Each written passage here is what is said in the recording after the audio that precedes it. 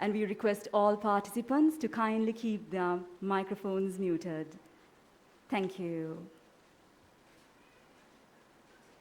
Ladies and gentlemen, to commence the plenary session on management, social sciences, and humanities of General Sir John Kothalavala Defence University, please rise for the KDU anthem.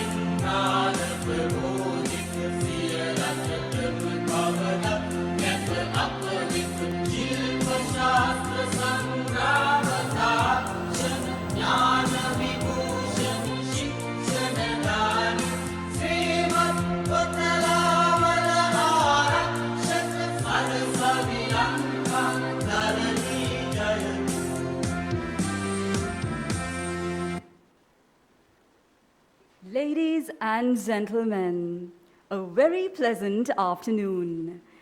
It is indeed a great honor and privilege for me to welcome you on behalf of General Sir John Kothalavala Defence University. We warmly welcome you all to the plenary session on management, social sciences, and humanities of the 14th International Research Conference of KDU. The plenary session is under the theme of revisiting national development in the new normal.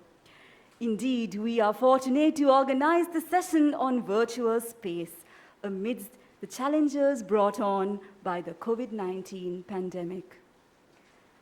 An international research conference of this caliber opens windows of knowledge sharing, not only for research scholars and scientists, but also for practitioners, policy makers, experts, stakeholders, and university students. So, ladies and gentlemen, we proudly present to you the plenary session on management, social sciences, and humanities of the 14th International Research Conference of KDU. Ladies and gentlemen, we are privileged to have 5 esteemed panelists joining us today. As discussants of the plenary session, they would be presenting their thoughts, ideas, findings, and opinions on the theme of revisiting national development in the new normal. Thus, we believe that their deliberations will transform into a timely academic dialogue. Ladies and gentlemen, Without any further ado, let us commence the proceedings of the day. It is my privilege to invite with respect the Dean, Faculty of Management, Social Sciences and Humanities, Mr. Kitsiri Amarathunga, to introduce the chair of the plenary session. Over to you, sir.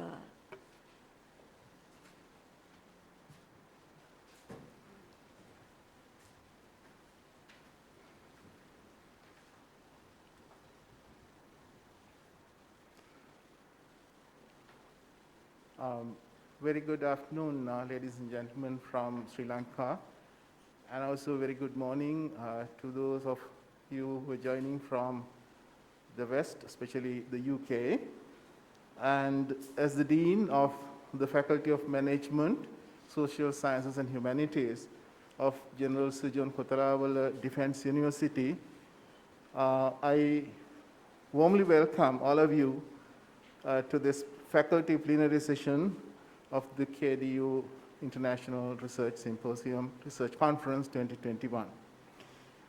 To commence the proceedings of this important session, let me have the honor to introduce our plenary session chairperson, Honorable Professor Charitha Herath, who is joining with us today, having very kindly accepted our invitation despite his very, very busy schedule.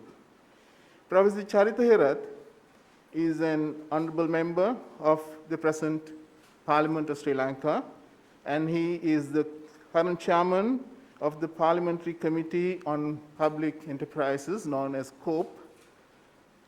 And before that, he was the head and the professor of philosophy at the University of Peradeniya, Sri Lanka. Professor Herath has earned his postgraduate qualifications from Ohio University, USA, Ohio University, Athens, Ohio, USA, and from Sichuan Union University of China, and from the University of Kelaniya, Sri Lanka. And he has completed his bachelor's degree in philosophy from the University of Peradeniya. Professor Herath continues his academic research, specializing in analytic philosophy, political theory, cultural psychology, and social and political philosophy. He is a prolific writer who has widely published on areas such as good governance, ethnic issues, politics, theoretical development of democracy, and national security issues. In 2012, Professor Herath was appointed to the public office as the Permanent Secretary to the Ministry of Mass Media and Information, prior to being the chairman of the Central Environmental Authority in Sri Lanka. Professor Herath was also instrumental in implementing the Commonwealth Heads of Governments meeting, known as CHOGM 2013 in Colombo. Internationally, he has attended multiple conferences, and he has delivered the keynote address at the International Solid Waste Association World Congress 2011 in Korea in October 2011. Professor Herath, we know we are indeed honored and privileged to have you here, a renowned academic and a dedicated public servant of the caliber of Professor Herath, to chair our plenary session on revisiting national development in the new normal. Honorable Sir, over to you to chair the session. Thank you.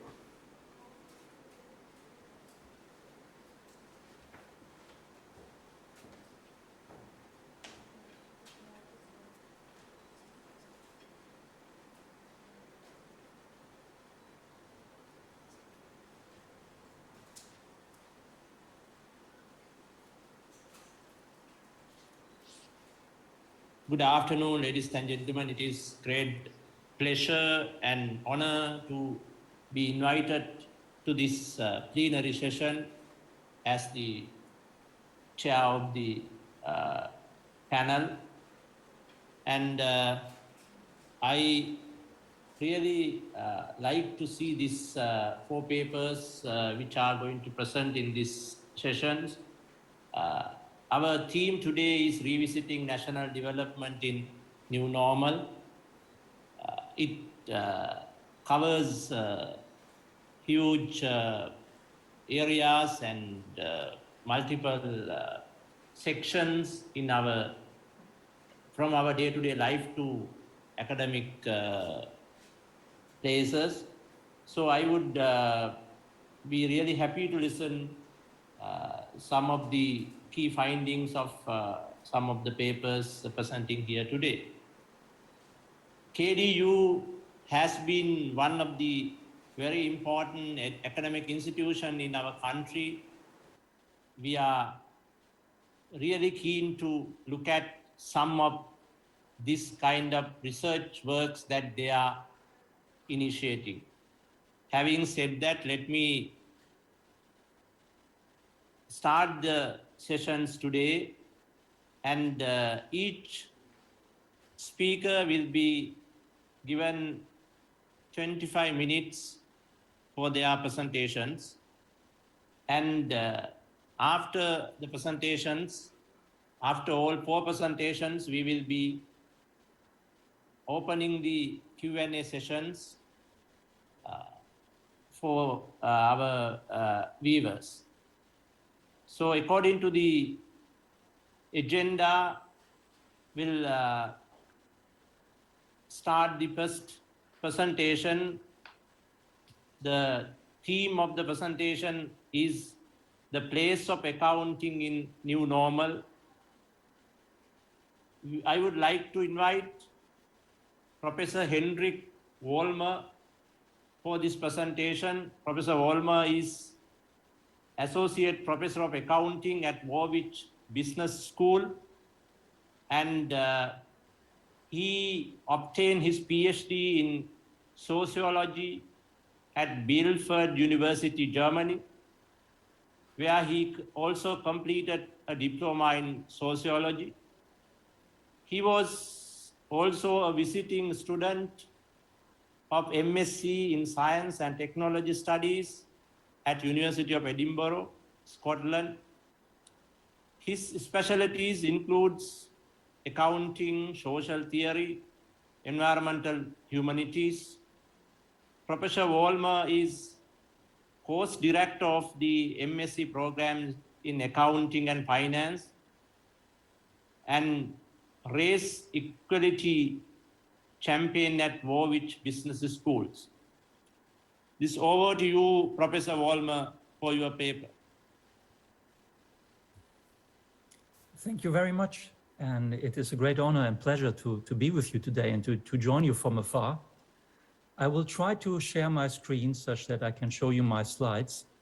Let's hope that works. Give me a second, please. Can you all see the slides? I hope so. Yeah. Thank you very much. So you will notice that I put the new normal here in inverted commas, and I added that because we probably all feel that we could be a bit closer to a new normal than we actually are. I see most of you are actually not at the university, but at home, so we got very used to doing this, but I guess we all hope that this is not the new normal and that we can actually join each other in person again fairly soon. And I would have loved to actually visit Sri Lanka on this occasion, but maybe there's another time. But let me start off with what I would like to talk about today. And it's basically 3 points. So at first, and I've already started with that, I would like to question a bit what this idea of the new normal is, because it's not so clear what it is now, because most of we are actually not through the current situation. And I guess we all feel that we would be lucky once we've reached a plateau again, and we can then reflect on what that new plateau of normality is. So I will start with that, and then I will look back, as it were, to what we were used to seeing ourselves in, the position of, as it were, the old normal. And these are not very easy questions, I must say. So please bear with me there. But ultimately, I want to give you an idea about how accounting fits in and how accountants, and I think you've heard me being introduced as a sociologist, and that's indeed my background. So also social scientists in general, and certainly people working in management, organization, and government and related roles, how we can think about our place in this changing world that we all, I think, inhabit. So what is the new normal? Is the pandemic changing us right now? Are we on a journey to a new place? And I think we all have this sense that things are changing rapidly, but it's not so clear or not quite as easy to know and how we will know that we've reached that new place. When talking about it, I cannot quite resist putting a little promotion in here, because I've actually worked on disaster. So it would be a bit odd if I don't talk about this at all. So I'm a sociologist by training, and part of my postdoc was working on disaster. And my question actually was, how is disaster changing society? And it turns out that it's a quite complex exercise, and the way I started, you might already expect me to say that. But when we look at social change in the wake of disruptions, we all have ideas about this, but these ideas tend not to capture the full spread of disruptiveness within a collective. So once a disaster or even a crisis or a minor disruption hits a collective, it produces ripples. And we tend to look at some things, but some of the ripples we actually fail to recognize. And we fail to see the changes that are brought about as they happen, and we only realize them much later on. So lots of changes when a collective is hit by something that is unexpected or not normal are happening away from the center of attention, peripherally, as it were. Whereas we always tend to look at the centers. We look at government, we look at organizations, because often we expect some help to get through, and we expect to find out what it actually is that hit us. Because we're so preoccupied with that, when you look at what happens historically when disasters hit, a lot of actual social change is not being accounted for, happens off the radar, as it were, from what people actually perceive the changes to be. And one of the things that I found there, and I will only come back to this a bit, is that lots of changes happen in networks. So in the way that people keep their relationships to one another, the way they form alliances and coalitions. And that is not always part of the narratives that we have for disasters. So these are changes that are happening often off the radar, because they are happening in smaller spaces, people working through their relationships. Think of disaster responses and spontaneous groups that build, where people help each other. Or think of organizations that get into trouble. And I know this is a defense university, but a lot of research that is relevant to this topic has been done on military organizations, where you see that the small unit is very, very important, because this is where people help each other. But this is not often part of the understanding of what we look at when we look at the big conflicts and big battles. We don't look at the small scale. So these networks are important to how organizations respond and how we as a collective respond, but they're often not so much the center of attention. The other point that I would like to make is that asking what is normal is usually not what we do when everything's normal. This is a special activity that we engage in when things are happening that are unexpected.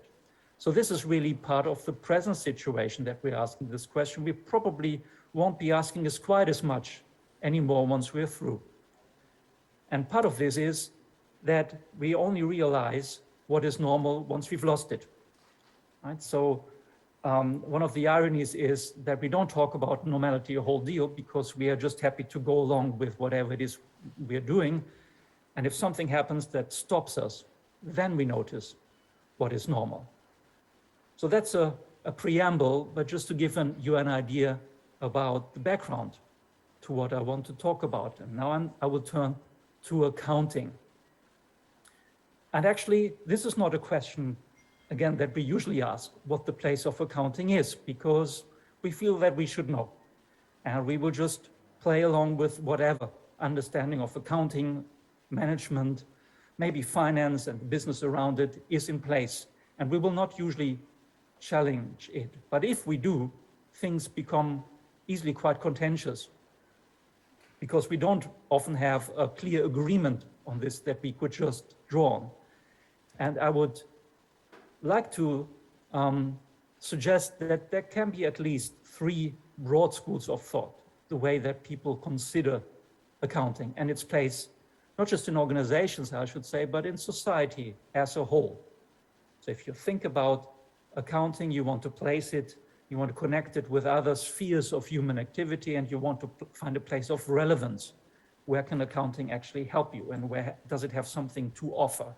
Where do you need accounting information? And the most obvious one that most people will think of as natural to accounting is, of course, the economic sphere.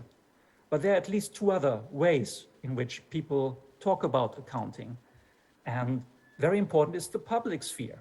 So because you publish accounts of what organizations and governments do, and you hold people to account in the public. So the public sphere is also a place for accounting, where accounting is very entrenched in what we do and how we organize, for instance, government, but also how organizations run, how they address their shareholders, how they show that they've handled the money well.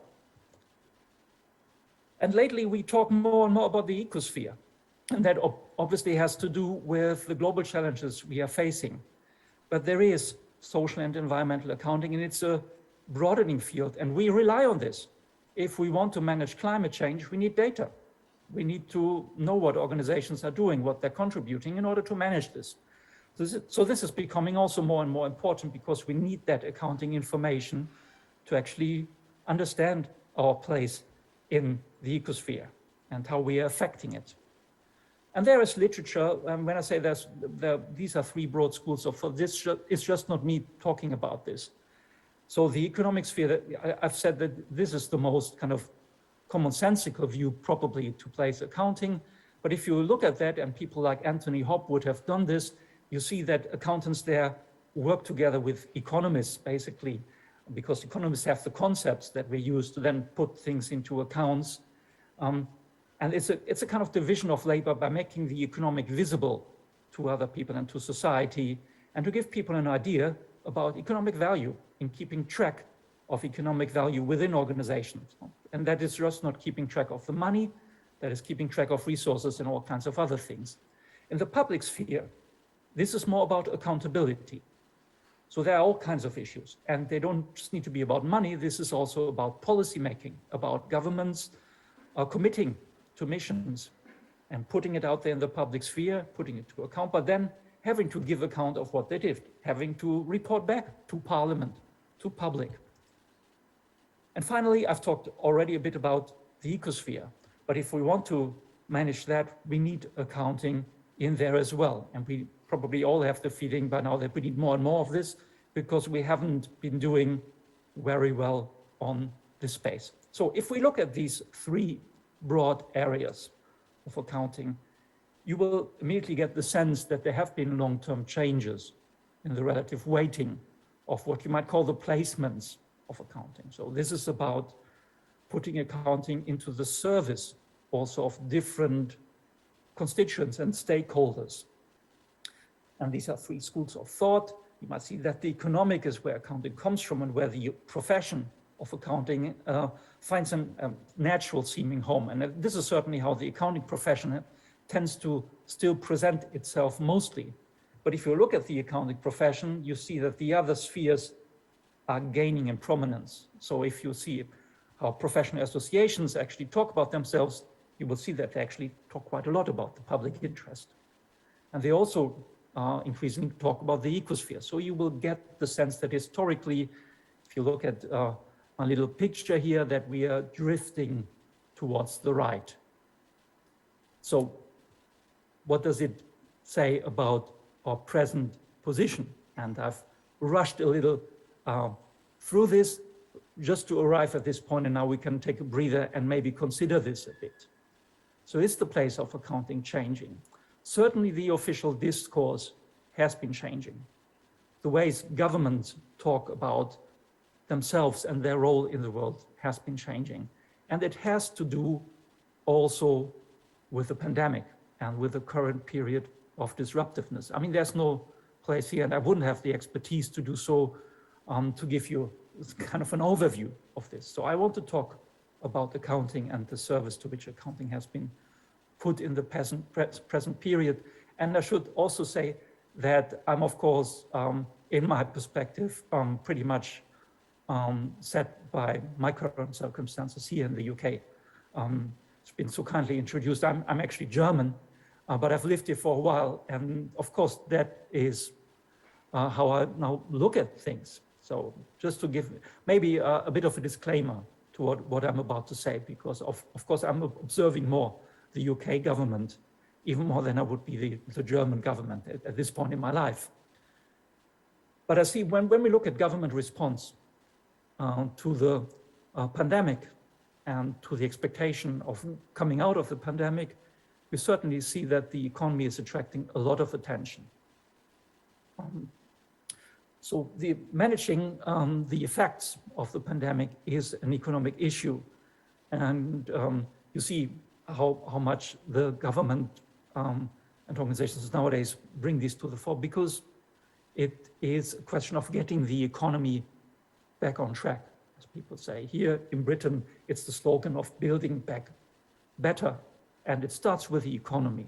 And a lot of subsidies are going in there. Public accountability, and this is a bit of a contentious point, but I would argue that it is to some extent overshadowed because we now want governments to act. Right? We don't want them to report too much, but that's not the main concern in the public. And again, this is Britain I'm talking about. We want action now. The hearings and the parliamentary investigations into the response to the disaster, everything to do with accountability, that comes later, because we still feel we have more pressing issues. Right? So while we expect a lot from the government and there is a lot of pressure, it's pressure to act. And we are not in the tribunal phase. We will get there, but we are not there yet. In building back better, social and environmental accounting has gained a lot of recognition, and that's been quite surprising. I mean, to look at the attention we are getting there from the corporate sector when it comes to all kinds of forms of integrated reporting, and the cost of doing that is not low. So there's a lot of effort being invested into social and environmental reporting at present. So if we look at the shift of these three concerns, I would probably argue that we talk a lot of the economic sphere, we talk a lot of the ecosphere, but the public sphere is a bit of a question mark at this point in time because we're just so busy. And I'm a bit concerned by that. I mean, the question here is also for me as a scholar, but also for us as a community and a profession, where would we like accounting to be? I mean, what service, what place for accounting do we imagine in the new normal that we've not yet reached? And there's a danger here, I think, if we take our eyes out of the middle here. I've talked about environmental reporting and integrated reporting, lots of reporting that corporations nowadays do, and they invest a lot of money. And it has been criticized. And you might say this is a good sign that we actually questioning it, that the public sphere is important. But actually there is not much oversight of this. There has been a criticism that a lot of greenwashing is going on. We produce reports and reports, but we don't have good standards to actually challenge organizations of this. And a lot of this maybe ends up being more PR, more public relations than actually hard-nosed accounting that we would need to manage these things. So I think that to draw this to a close and to hand things over to the next speaker, because I'm conscious of our schedule, perhaps the placement of accounting in the public service is actually something we should consider a lot more. The economic is always a bit of a given. This is where we're coming from in accounting. Even if you might say, I'm a sociologist, or this is a sociologist speaking of accounting, but this is what we do when we teach. And we talk about cost, and we talk about financial reports, and we talk about economic value. We're becoming more and more accustomed to now talk about ESG, ecological issues, triple bottom line, integrated reports. We do that also, but the center, I think, is something that we need to focus a lot more on in order to actually entrench accounting in a good place, to put it in the service of the people. And with that, I would hand things over, and thank you a lot for your attention. And again, great pleasure joining you here on this occasion. Thank you. Thank you, Professor Vollmer. Thank you very much. It's very interesting, very insightful presentation, and we are looking forward to have a lengthy discussion on these matters which you have brought in. And it was really an interesting experience to look at these three main spheres that you have identified. And we will put the Q&A sessions after all presentations, and you are with us in this time, then we will take up questions later on. And our next presenter is my colleagues at the Parliament. We are going to have our second presentation. It is on change role of higher education for national development under new next normal. The presenter is Dr. Suren Raghavan, Honorable Dr. Suren Raghavan. Honorable Raghavan is a parliamentarian in 9th Parliament in Sri Lanka, today the present Parliament. And he is a Sri Lankan academic and former governor of the Northern Province. He is an analytical researcher with passion to empower student teaching. His PhD and master's studies were in comparative politics and role of religions in peace building with multicultural societies. Very timely needed topic. Dr. Raghavan is a research fellow at Oxford Centre for Buddhist Studies, Oxford University in UK. Dr. Raghavan was visiting professor at St. Paul University and visiting research scholar at the Department of History at University of Colombo, Sri Lanka. He's also the chairperson and national director of Sri Lanka School for Critical Studies. His fourth book, Nation and Nationalism in Sri Lanka, is scheduled to be published in February next year, 2022. Following the 2020 parliamentary election, he was invited to represent the Sri Lanka Freedom Party at the present ongoing parliament in Sri Lanka. With great pleasure, I would like to call upon my colleagues, my friend, Dr. Suren Raghavan.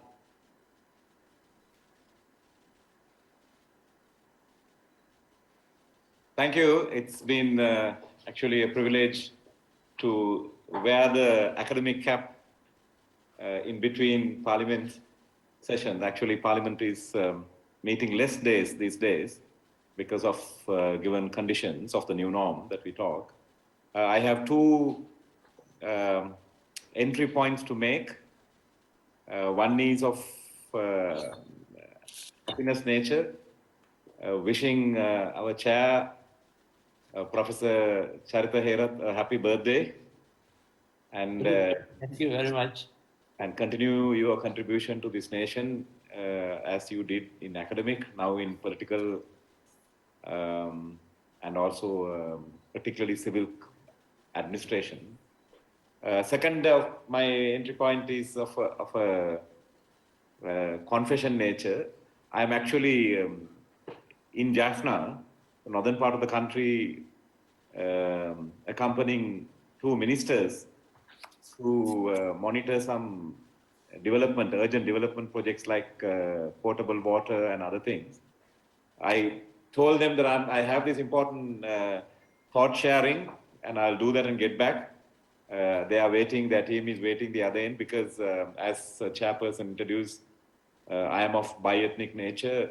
I come from bi-ethnic family, so I kind of work as the link between what was once divided society and our effort to rebuild this nation and all communities in this. So, Chairman, with your permission and the permission of other presenters here, mine is, of course, a scattered few thoughts that I thought will come under one umbrella. Later, possibly, I can present this as a paper.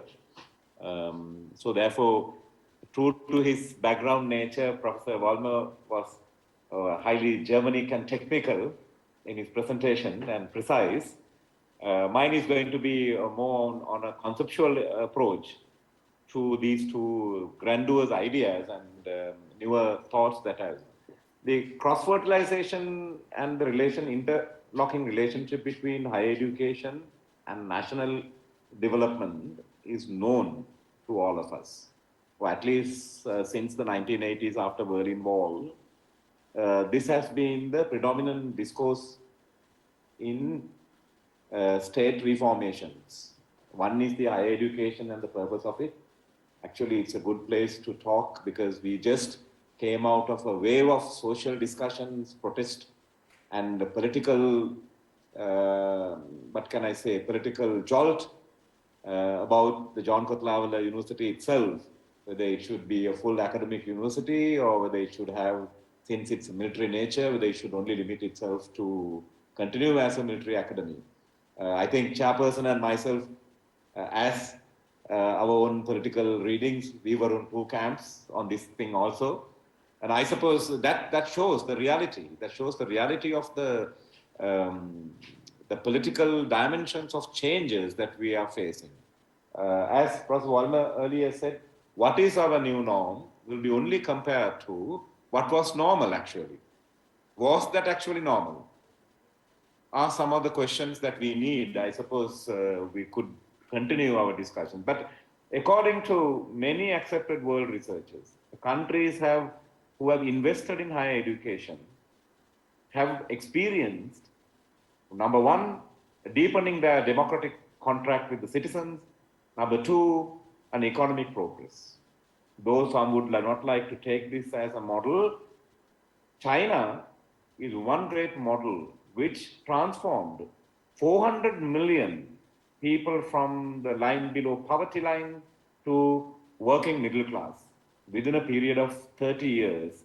Of course, one can critique and say China is one-party government and there is no democracy. So those are also norms that we need to consider.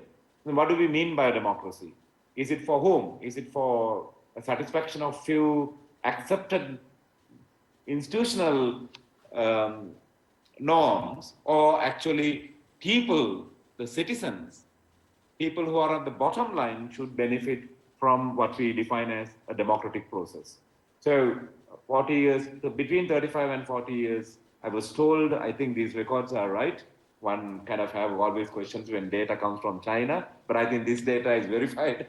Nearly 400 million people were able to migrate from their real poverty and become what we call is working middle class. So in this sense, one of the factors that the observers of the Chinese Wall, beyond the Chinese Wall, say is the investment in higher education that Chinese government did during the last 40 years.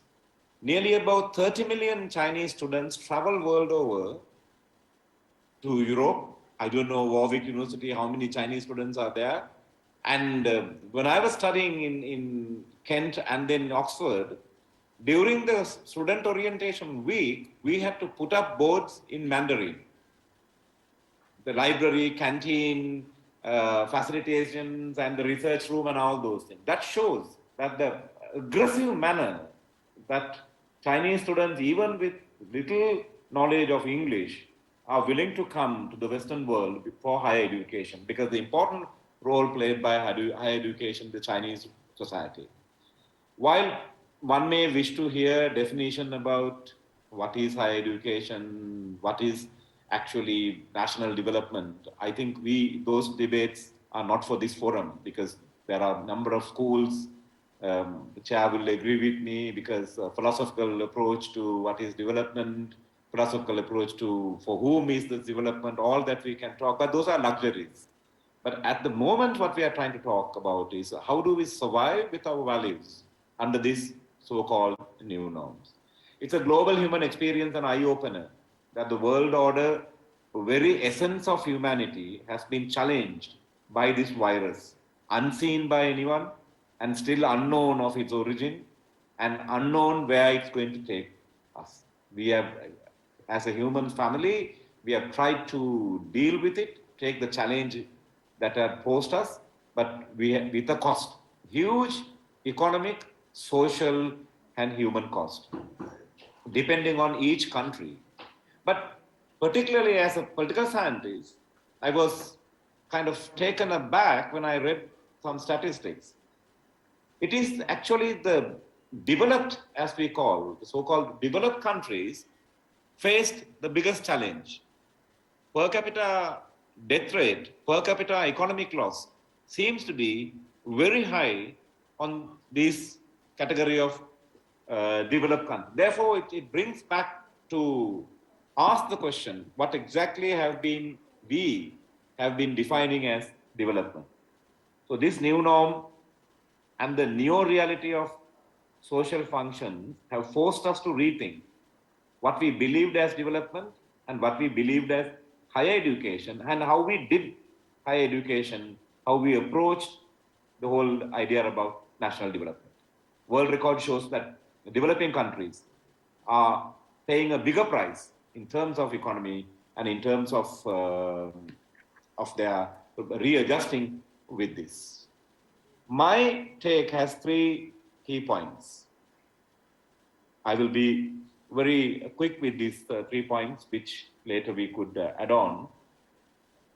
Education, particularly the higher education, is a field traditionally accepted as a process of meeting and exchanging analysis of adults on physical location, often to further our understanding on given and selected subjects.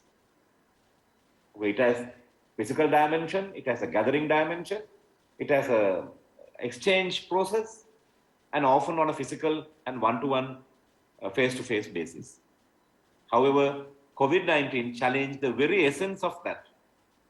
Such meeting and gathering and human interaction physically were the epicentric, antithetical process of this COVID-19. So what happened was, COVID-19, while it affected many other areas, deeply dented the process of higher education in almost all countries. It challenged us the way we thought about higher education as universities, campuses, complex of buildings, having academia staff, and having students gathered there. All that overnight changed. Sri Lanka, unfortunately, is a country which has closed the schools, primary and secondary schools for the longest time, possibly in our near history. And in a country like Sri Lanka, 70% of the students, record shows, of state universities who originally came from rural or semi-rural areas were cut off from their education environment overnight because they lived in areas not covered by internet or online coverage, by companies who install such towers and facilities only on the basis of a return on investment acceptable modeling. Now, I think, Prof. Vollmer, this is your area. Accounting for whom? Whom are we accounting for? Our end-day analysis is profit and ROI, TLNS, and all those things.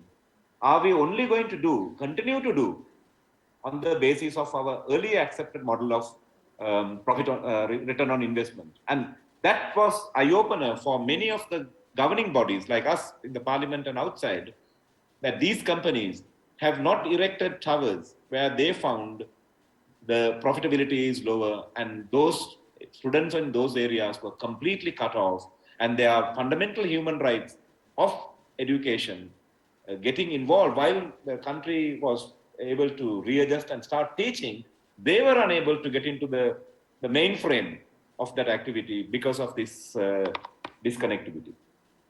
While the new norm, online virtual universities and schools have opened surely new freedom and opportunities to democratize higher education. That's no issue. Absolutely no. I think that's one of the biggest achievements that this has brought to us.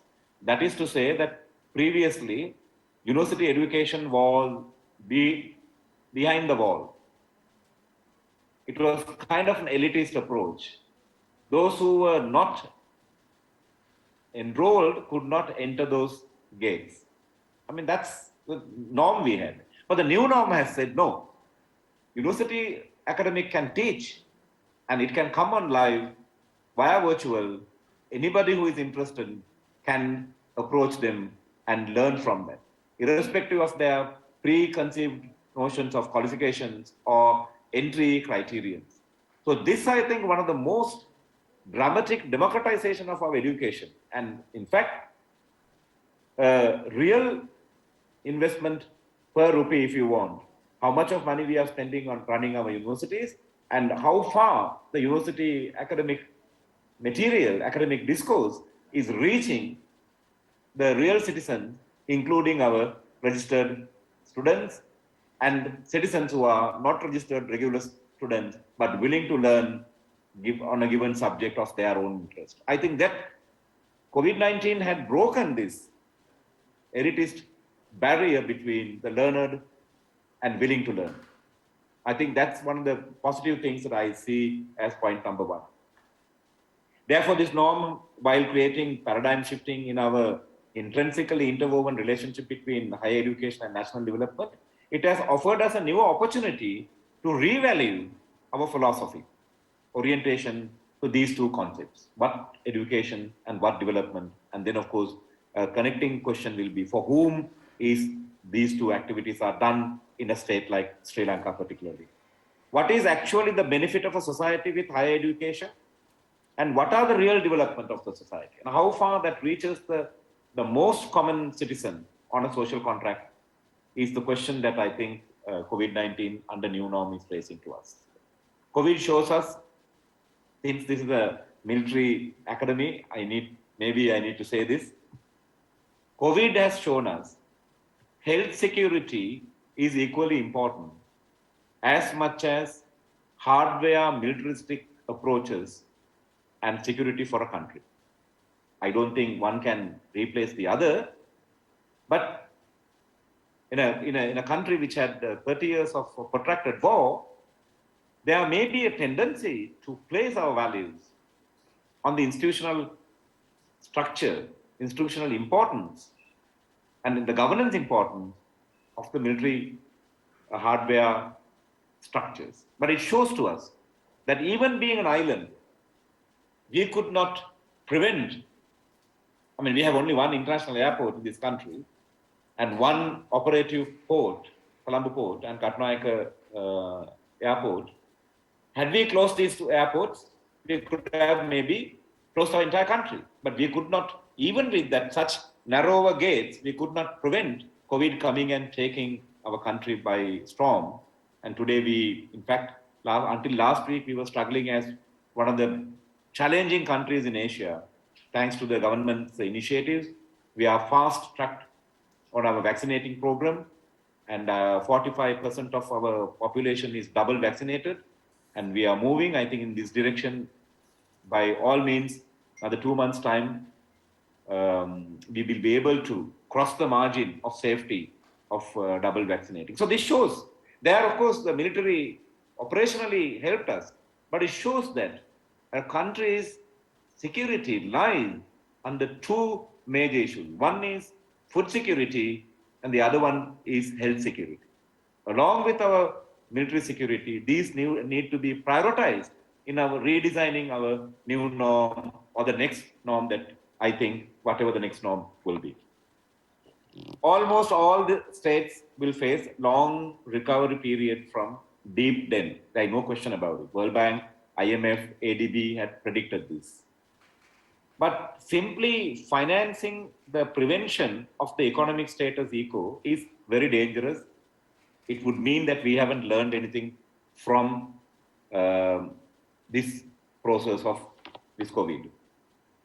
We need a stronger strategic and discerning use of the state resources.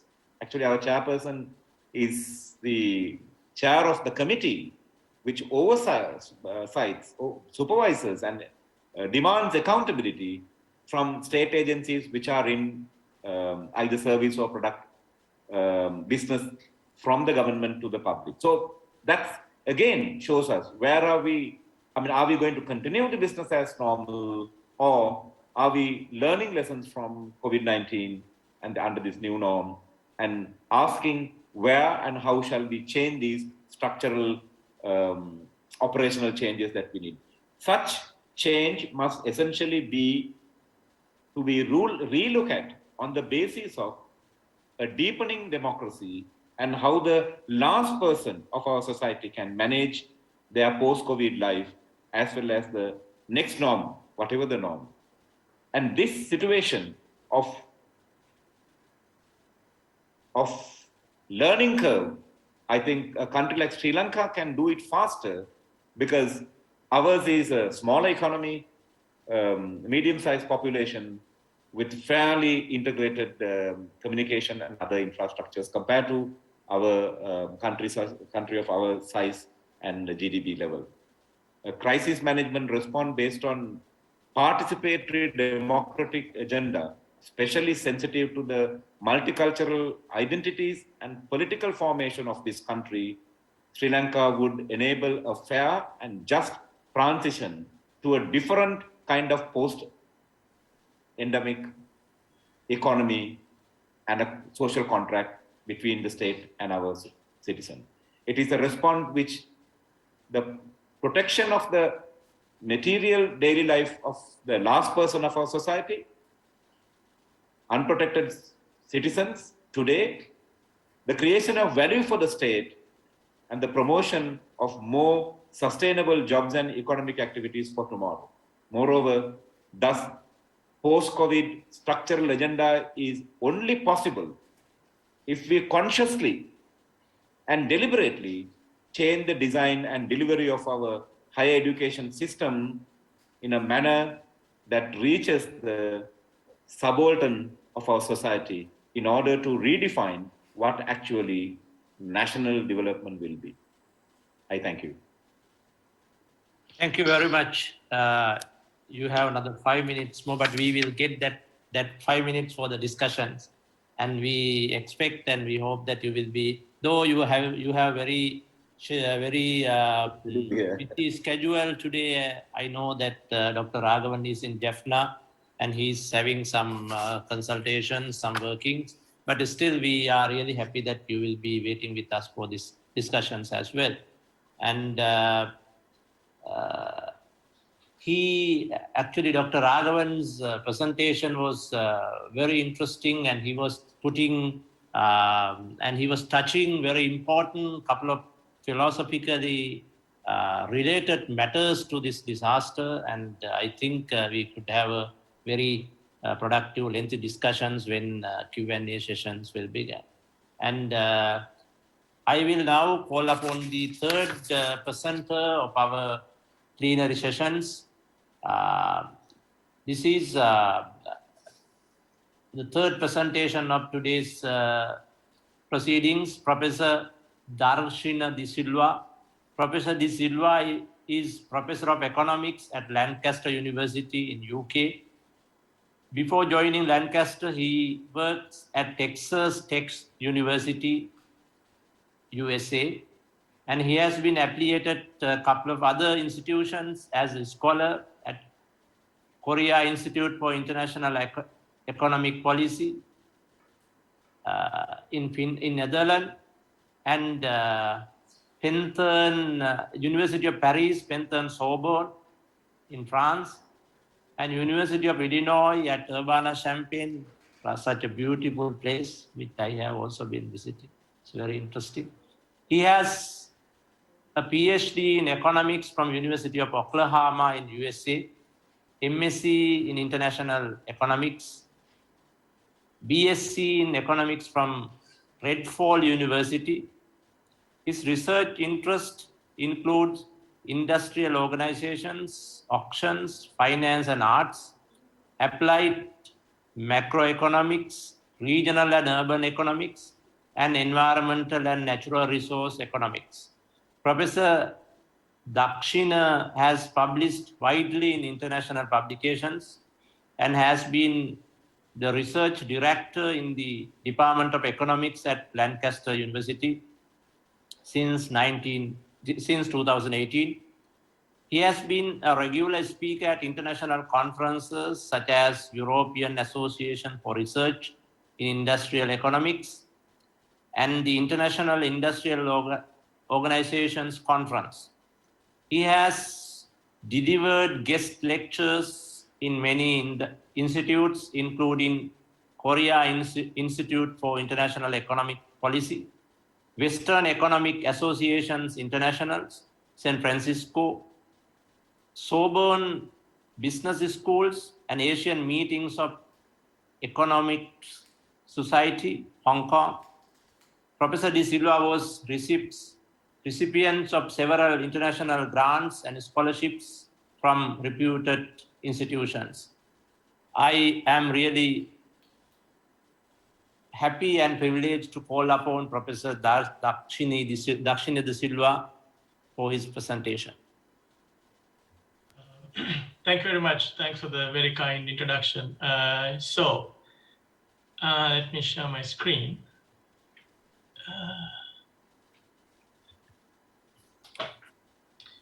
Okay, so this is going to be a little bit technical in its way. So my talk is going to be based on this paper which we are working on, is about Tiebout sorting and toxic releases. So this is a joint work with Anita Schiller, Aruli Slechton, and Leonard Volk. I will keep the new normal part to the end, but so I will start talking about the paper and the story a little bit, and then I will come back to some of the Hendrik's arguments, and also Raghavan's comments as well. So I'll try to tie them up at the end rather than the beginning, okay? All right, so people move for various reasons, okay? People, households or individuals can move for various reasons, and it can be based on income or location, or maybe due to environmental characteristics that they see in their location.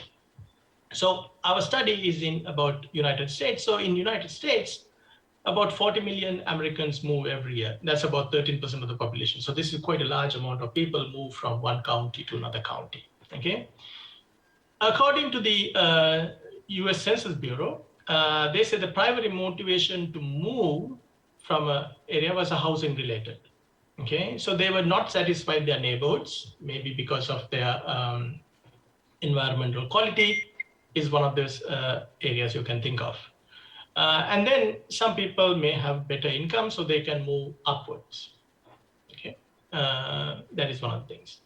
And also these days, right, people are aware of the environmental issues coming from the neighborhoods. So environmental quality is a likely and also an important factor determining the quality of the neighborhood. Okay, so then, so understanding this role of the local environment, amenities in general, in moving decisions is going to be very important for policy designers as well. So So we were talking earlier about Dr. Raghavan was talking about he's working on a project for getting water, right? So that means some area there is a problem with water, running water, right? I mean, that should be somebody's decision making. Do you want to go and live in an area where there is no running water? Okay, so you have a choice to make. Okay, so you can think of these household decisions. People are going to make decisions based on their trade-offs between their level of housing, wages, neighborhood quality, which includes environmental quality, and then also consumption of private goods. Okay, so then households will move to based on their willingness to pay for this cleaner environment. You can think this as a view of this Tiebout's 1956 paper of residential sorting. So the concept of Tiebout's paper is about voting by foot, that is physically moving to another area or jurisdiction where policies are closer to one's ideology instead of voting to change a government or its policies. Okay, so you can move, you don't have to wait till the government change, you can move to a place where you don't think like my ideas are better suited to my areas, okay?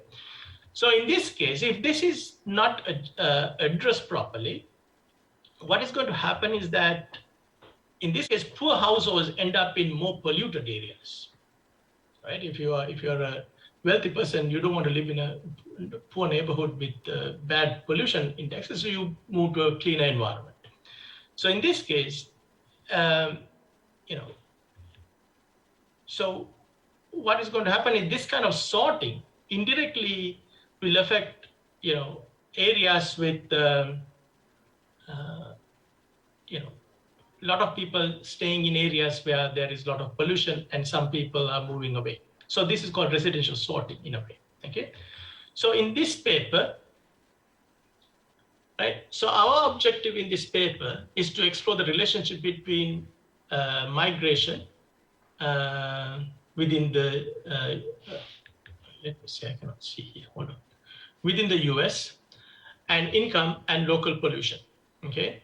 So we take a framework of utility maximizing setup where households, again, as I said, they're going to trade off of living, housing, wages, neighborhood quality, and consumption, and then they're going to make their choices based on where they want to live, depending on their income. Okay, so this can be have policy implications because it can be very different depending on which channel these things are going to be affecting here. Okay. Now, so, okay, so spoiler alert here, so everybody can see what we are getting out of it. So we are going to combine migration and pollution data from United States, gathered by the US Census Bureau and Environmental Protection Agency. And what we are going to show here is the decision to move from county to another county is driven by the difference in environmental quality between these two counties, okay? And also, we are going to show that, yeah, they move because of their counties, but who moves, okay? Who is moving from where A to B county? Well, what we are going to show is there is sorting by income, okay? Households move to less polluted counties tend to be richer than the households don't move. So people have the choice to move. And when they move to a county which is richer people move to counties where there is less pollution. Okay, so that's what we're going to show here. All right, so there are some papers in this literature show that whoa. Okay, so migration matters in this part, okay? So local pollution, and about migration and local pollution has been studied by one paper so far. That is Chen et al. In 2017, but this is about China. But the problem in China is the Hoku system. So you cannot move to everywhere. People have restricted moving opportunities, okay? So the things are there. The migration literature has studied many other factors, including environmental calamities, weather. There are some papers by us as well, and then various economic factors. So the papers focusing on residential mobility typically use this aggregate population changes. Okay, so that is one of the issues as well here. Okay, so what we are going to do, our contribution is about, we are going to show that environmental quality matters in the household migration decision. And also we are going to have a little bit of a different way of estimating this thing. We are going to focusing on residential mobility, but we are not going to use aggregate population changes. So why we are not using aggregation population changes? So what do you mean by aggregation population? So what many researchers have done is like taking the net migration. But net migration doesn't tell you who come and who goes out. It says the population changed, but it doesn't tell you who entered the county and what kind of a characteristic of people who are moving out. Okay, so that is not being captured in this the papers which are using aggregate population changes data. So we are going to use this data which is coming from US Census Bureau and also Internal Revenue Services, which gives you the people who are moving, what is their characteristics. Okay, so we observe this migration pattern and both income and of both home and destination characteristics. So we know the home county where these people are moving from, and we know where they are going to, destination county. Also, we observe the income of moving and non-moving households, at least on average. Okay. So we consider this, okay, so we are going to look at, we leave out Hawaii and Alaska out of this part, okay? People move to Alaska, not to live. Some people just go there for only 6 months to work and come back, okay? So we are going to use only the low 48 states, okay? So that is what we're going to use here.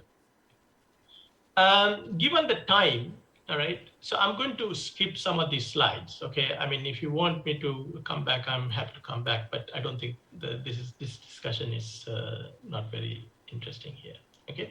So our setup, okay? So think about our observation is a unit of household at a given county between a given year, for a given year between 2010 and 2014, okay? So again, households maximize the expected utility by moving to a cleaner location. So this is basically a conditional logit problem. The utility maximizing problem collapsed into a conditional logit function in a McFadden setup. Okay, so this is standard stuff, nothing fancy about here. And then we are going to a household in the state of S and home county we are going to call H. State S and home H and a county C denoted by CHS can move to any destination county. We are going to do it by CDS. Okay.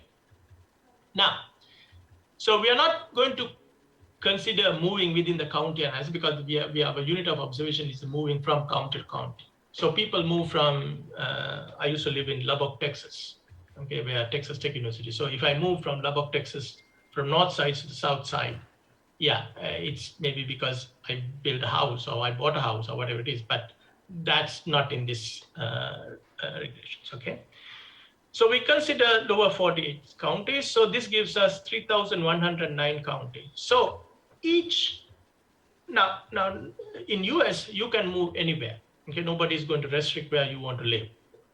Now, that means each household has 3,108 choices, okay? So if I want to move, I'm in a county one, I have 3,108 choices. So that means if I use a conditional logit, it gives me, so every household have 3,108 choices. If I'm talking about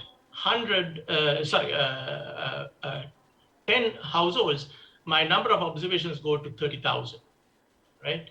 So if I'm talking about 100 households, this is already into 3 million, okay?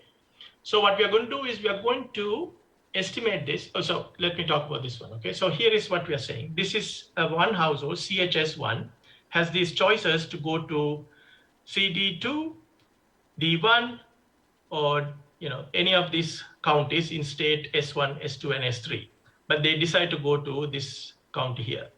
And we can count the, oh, sorry.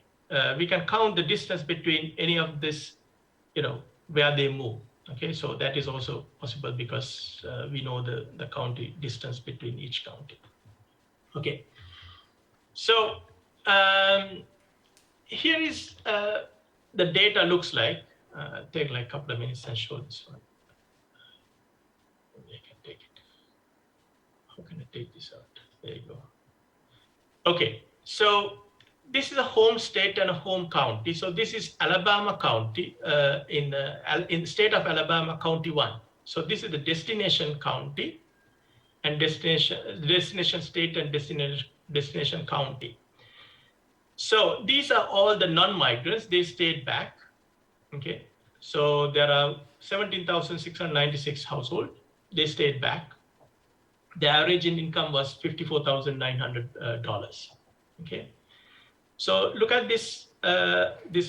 These households. There are 10 households. Okay, moved to Tennessee, Shelby County, Tennessee. Their average income, moving guys, were $119,000 annually. Okay. Then there were 13. There are another 10 households moved to Clayton County in Georgia. This is from moving from Alabama to Georgia. Their annual income was only $7,000.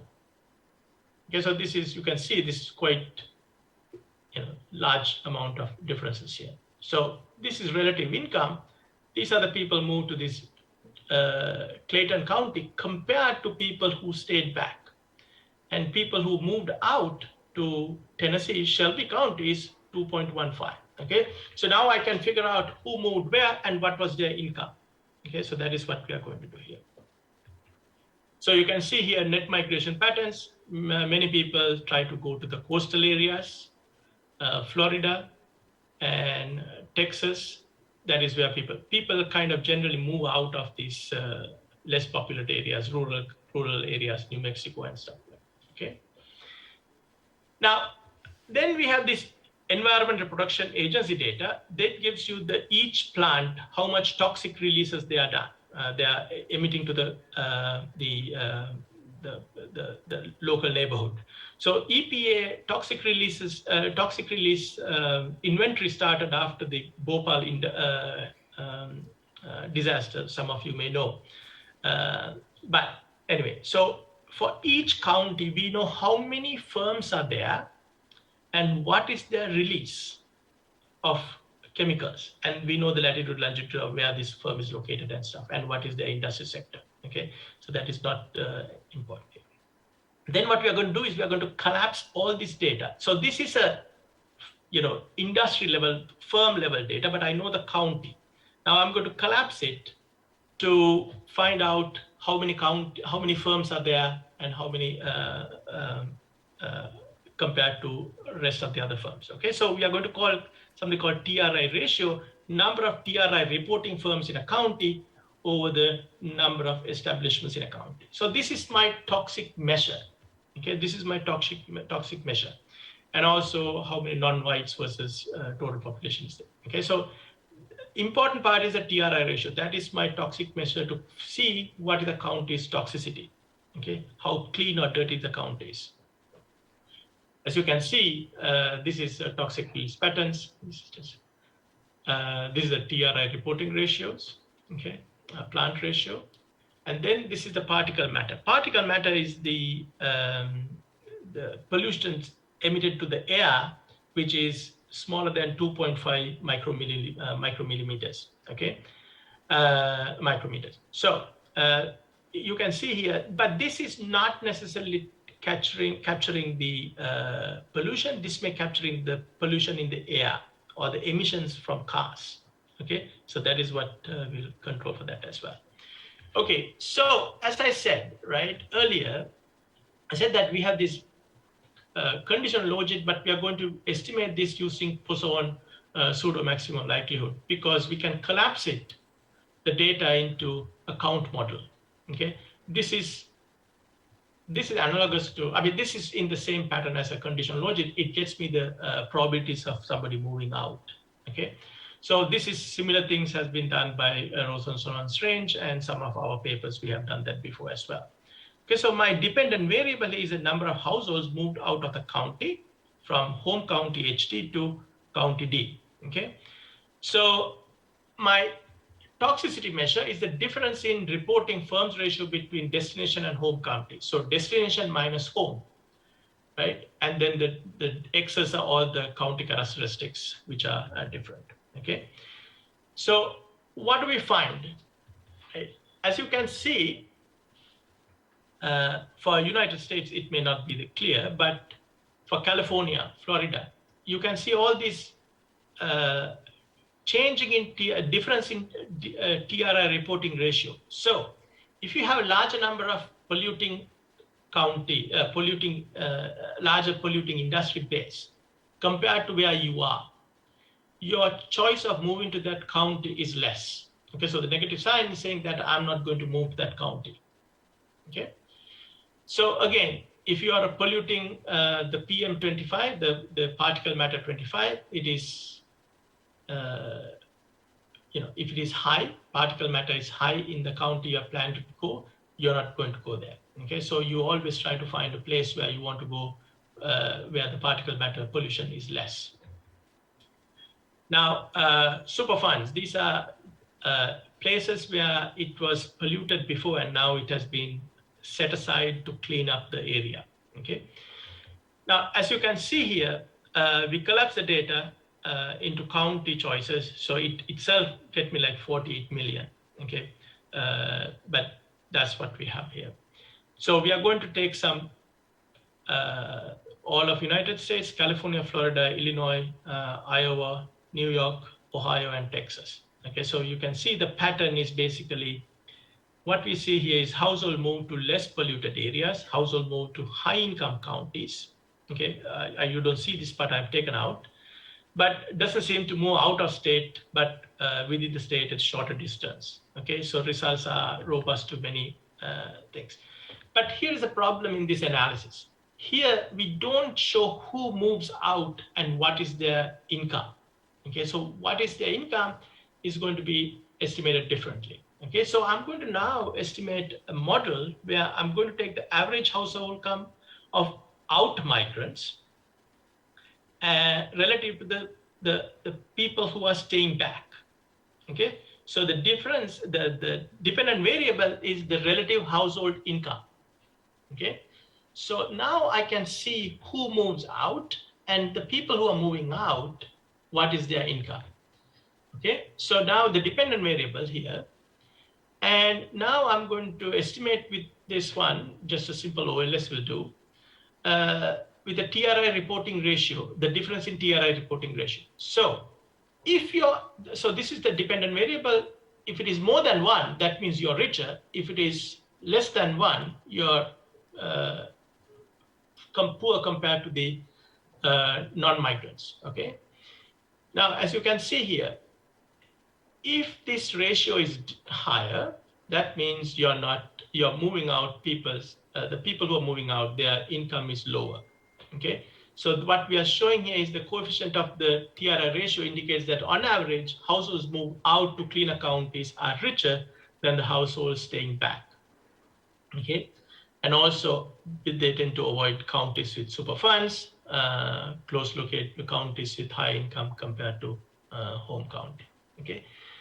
So these results are robust to many types of estimation techniques or different estimation patterns, okay? So what do we get here? What do we find here is environmental quality affects households' location decisions. Rich people move out. So in the environment justice concern, well, we have sorting by income. Now the main problem is a policy implication. So policy implication is what? Addressing environmental justice issues may require designing policies that aim to dealing with income disparities.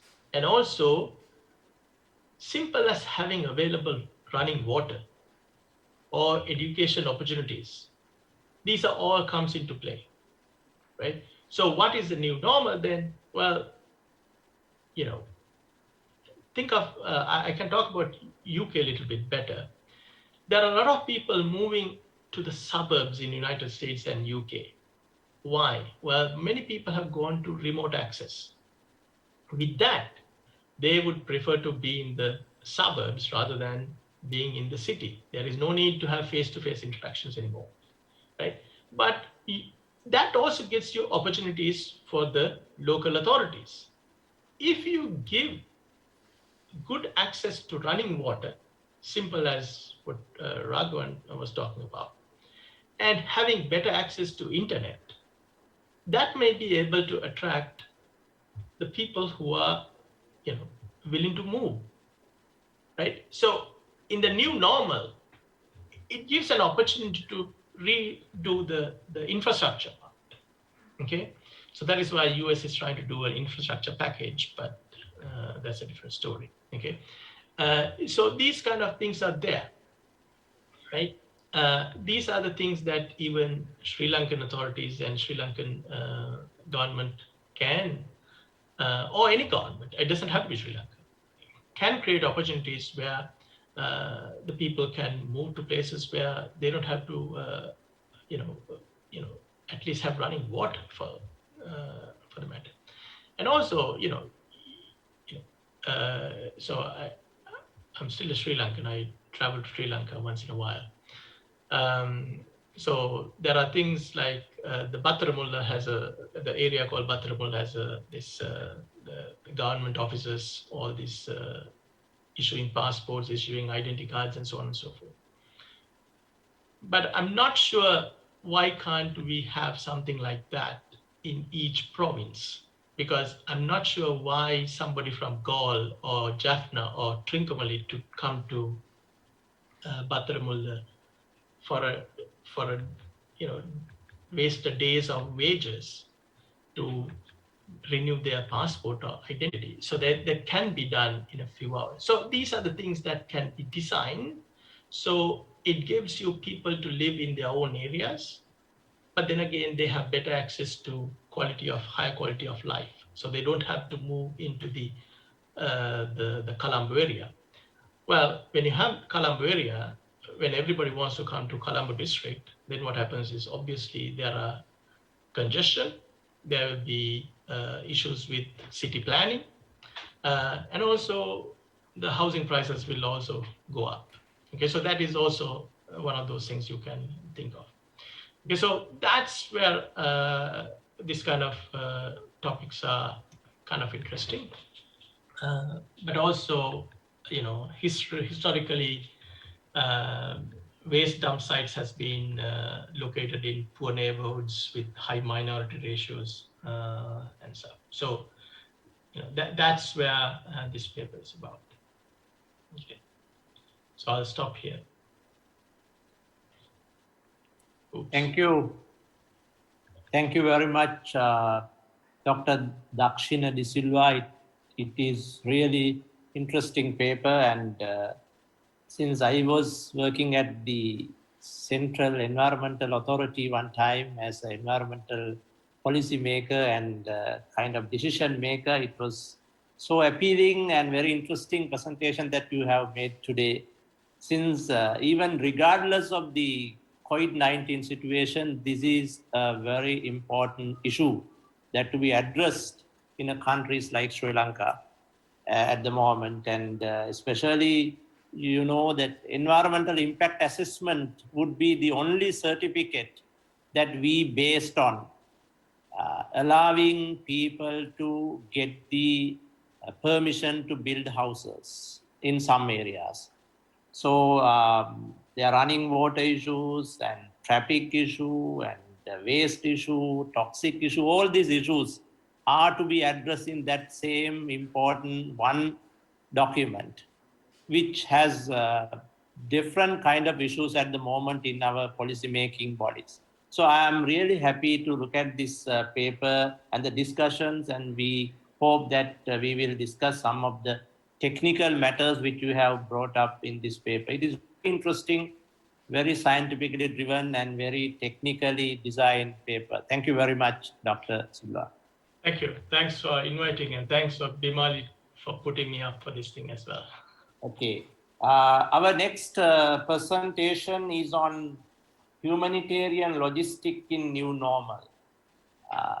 I would like to invite Dr. Thomas E. Fernandez. Dr. Fernandez is Regional Coordinator, Southeast Asia of Humanitarian Logistic Association in Northern England. He is also co-founder and director logistics and consulting of Fair and Easy Corporation Limited, Bangkok. Dr. Fernandez received his PhD in logistics from University of Thai Chamber of Commerce, UTCC, and he has an MSc in Computing for Commerce and Industry from Open University, UK, an MBA in International Business from University UTCC. He completed a vocational degree in trade forwarding from Hamburg Chamber of Commerce after completing his high school degree in Hamburg. As an expert in supply chain management and logistics, Dr. Fernandez presently lectures at UTCC's International School of Management in Bangkok and UTCC's Global MBA offshore programs in Rangoon and Mandalay in Myanmar, very famous name in these days. And Dr. Fernandez has presented international conferences around the world and has widely published in peer-reviewed journals. He has contributed by advocacy and to special projects such as being Southeast Asian representatives of Humanitarian Logistic Associations since 2017 and facilitator and the coordinator for EU's projects on APAC regions, EPEC regions for the development of universal logistic standards for humanitarian chief organizations. This is over to you, Dr. Thomas E. Fernandez. Thank you very much for the kind introduction. It is an honor for me to be invited to this conference at your distinguished university. And I will today present about humanitarian logistics, which is my field. And we are talking in this conference about the new normal. So this is what my presentation is about. Can you see my presentation? It's still not. You cannot see it? Okay, let me try again. Okay. Share.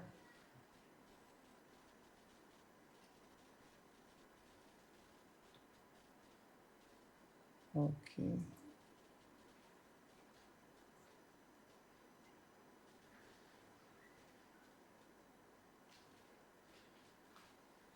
Can you see it now? Can you see my presentation? It says you are screen sharing. At least I can see. Okay, I thank can you. see it. Thank you very much. Okay, so this is the cover slide. Let's start with what humanitarian logistics is. Humanitarian logistics is the logistics management of relief and development goods. So that is different from commercial logistics. There are a number of differences. We will not go into that too deeply today.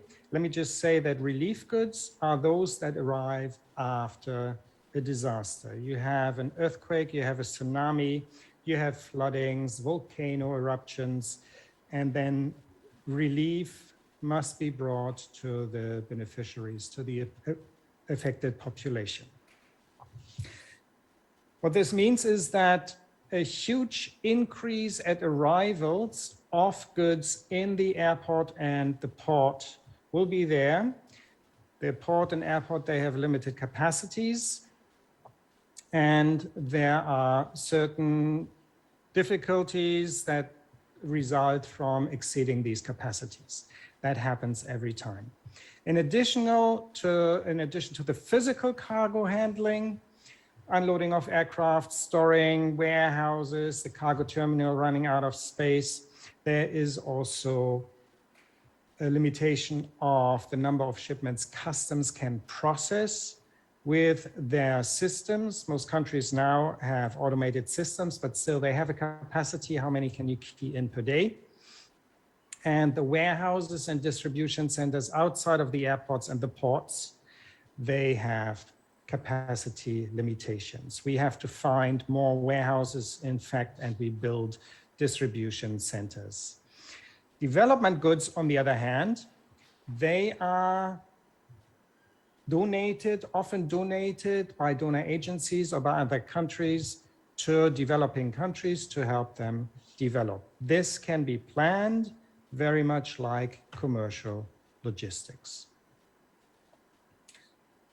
When we look at the types of disasters, we have very different types of disasters, and that has an effect on the logistics. First of all, we have man-made and natural disasters. Let me talk about man-made disasters first, because I will not go further into that, so we can check this off. We have sudden onset disasters, terrorist attacks, 9/11. We have chemical leaks, for example, Bhopal, 1984. This is not foreseeable, it suddenly happens. Slow onset disasters, political crisis, refugee crisis. The example for refugee crisis that I use in my lectures is Syria, where we could see, the number of refugees coming to Europe are going to increase soon. So we had time to prepare. Natural disasters also have sudden onset and slow onset. Slow onset disasters include famine, drought. We know that when it doesn't rain for 2 years, there will be a famine. Then sudden onset disasters are separated into predictable and unpredictable disaster locations. Unpredictable locations, tsunami. A big example, of course, is the 2006 tsunami, of which all countries here in the area were affected anyway, and that was not predictable where it would happen. We can say, yes, Japan, they are used to tsunamis, and in Germany, there are no tsunamis. Yes, but okay, we don't go into too much details today. Predictable locations have predictable timing and unpredictable timing. Predictable timing, hurricane. There are hurricane seasons in the Caribbean. In Asia, we call them typhoons. We have typhoon seasons right now. The Philippines can sing a song about that. And floods, we have yearly floodings in the rainy seasons, right? So we can predict that, both the location and the timing, so we can prepare. Even this will be disasters, and there will be emergencies and emergency relief. Yeah, we can prepare. I come back to preparedness in a moment. Then we have unpredictable timing, earthquakes. They can still not be predicted, same as volcanic eruptions. They suddenly happen. So these are the kinds of disasters that we are facing. Now, there are also complex disasters when natural and man-made disasters come together. It's all a little bit complex. And disasters come in phases. So where does it start? This is a circle. These here are 4 phases. Most researchers agree on 4 phases. There are some researchers that only consider 3 phases, other 5 phases. You know how it is. I go with this model for today. Preparedness is something that we have learned, we as humankind have learned over time. We know that natural disasters will happen. We know already next year there will be a flood again. What do we do about it? We prepare ourselves. Yeah, in some areas, I was in Nepal in 2015, earthquakes there happen often. They don't know when the next earthquake will happen, but they know that the next earthquake will happen, so they can prepare. How do you prepare for natural disaster? One thing is you will need warehouses and distribution centers. I already mentioned that. You can already do your research and check where are warehouses that are safe insofar that they will not be hurt, not be damaged by the earthquake, but they are close enough.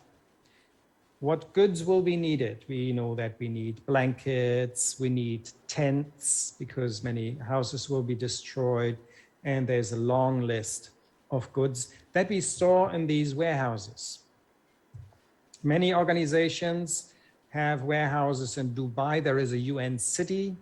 We have warehouses in Malaysia where many organizations, for example, including the Red Cross, Red Crescent movement, store goods. So when anything, and these warehouses are all over the world. So when anything happens, the goods can be delivered quickly. They are already on hand. That is preparedness. Another part of preparedness is capacity building, meaning we train people. Yeah, this includes, of course, the people who will be directly involved in the relief effort from the UN agencies, from the Red Cross, the NGOs, but also the government officials. There are training programs, the UN does that a lot, World Food Program and so forth. So we are prepared for a disaster that will come. Then the disaster happens. So there will be response. What does that mean? We will have to find out what happened in the sense, okay, I speak about humanitarian logistics today, in the sense what goods are needed. How much is destroyed? Houses destroyed, okay, we need how many family tents, we need how many blankets, we need how much construction material. The construction material we don't need in the response time. Now is the time to save lives. Medical equipment, right? And then the response happens. And when the emergency response is over, and every organization defines it differently, when is it over, that makes it difficult. One definition is when no more lives are in direct danger. So medical companies will say after 48 hours, because if you're still bleeding, then it will be too late. Organizations involved in shelter will take more time. They will say weeks, right? And after that, we have the recovery phase. In the recovery phase, of course, we have to repair the roads, we have to reinstall electricity, water pipes, and so forth. And then I talked about the fifth phase before, that will be here after recovery, development. So we want to develop the country. Build back better, we heard that already in a presentation earlier today. This is also here. And then mitigation. Now, what does mitigation mean? We know that a disaster will happen. A flood will come, monsoon rain. The houses, the villages are flooded every year. What can we do? We can build canals, we can build dams, depending on the situation. In some cities, it means to have bigger drainage pipes, yeah, things that reduce the vulnerability. We cannot prevent the weather from happening. We cannot prevent the earthquake from happening, but we can reduce the vulnerability so that the effect of that event is less. In earthquakes, we know that already almost all countries have engineering standards that have to be met so that an earthquake up to a Richter scale so much, which is probable in that country, will not destroy the buildings. So this is the circle of the disaster.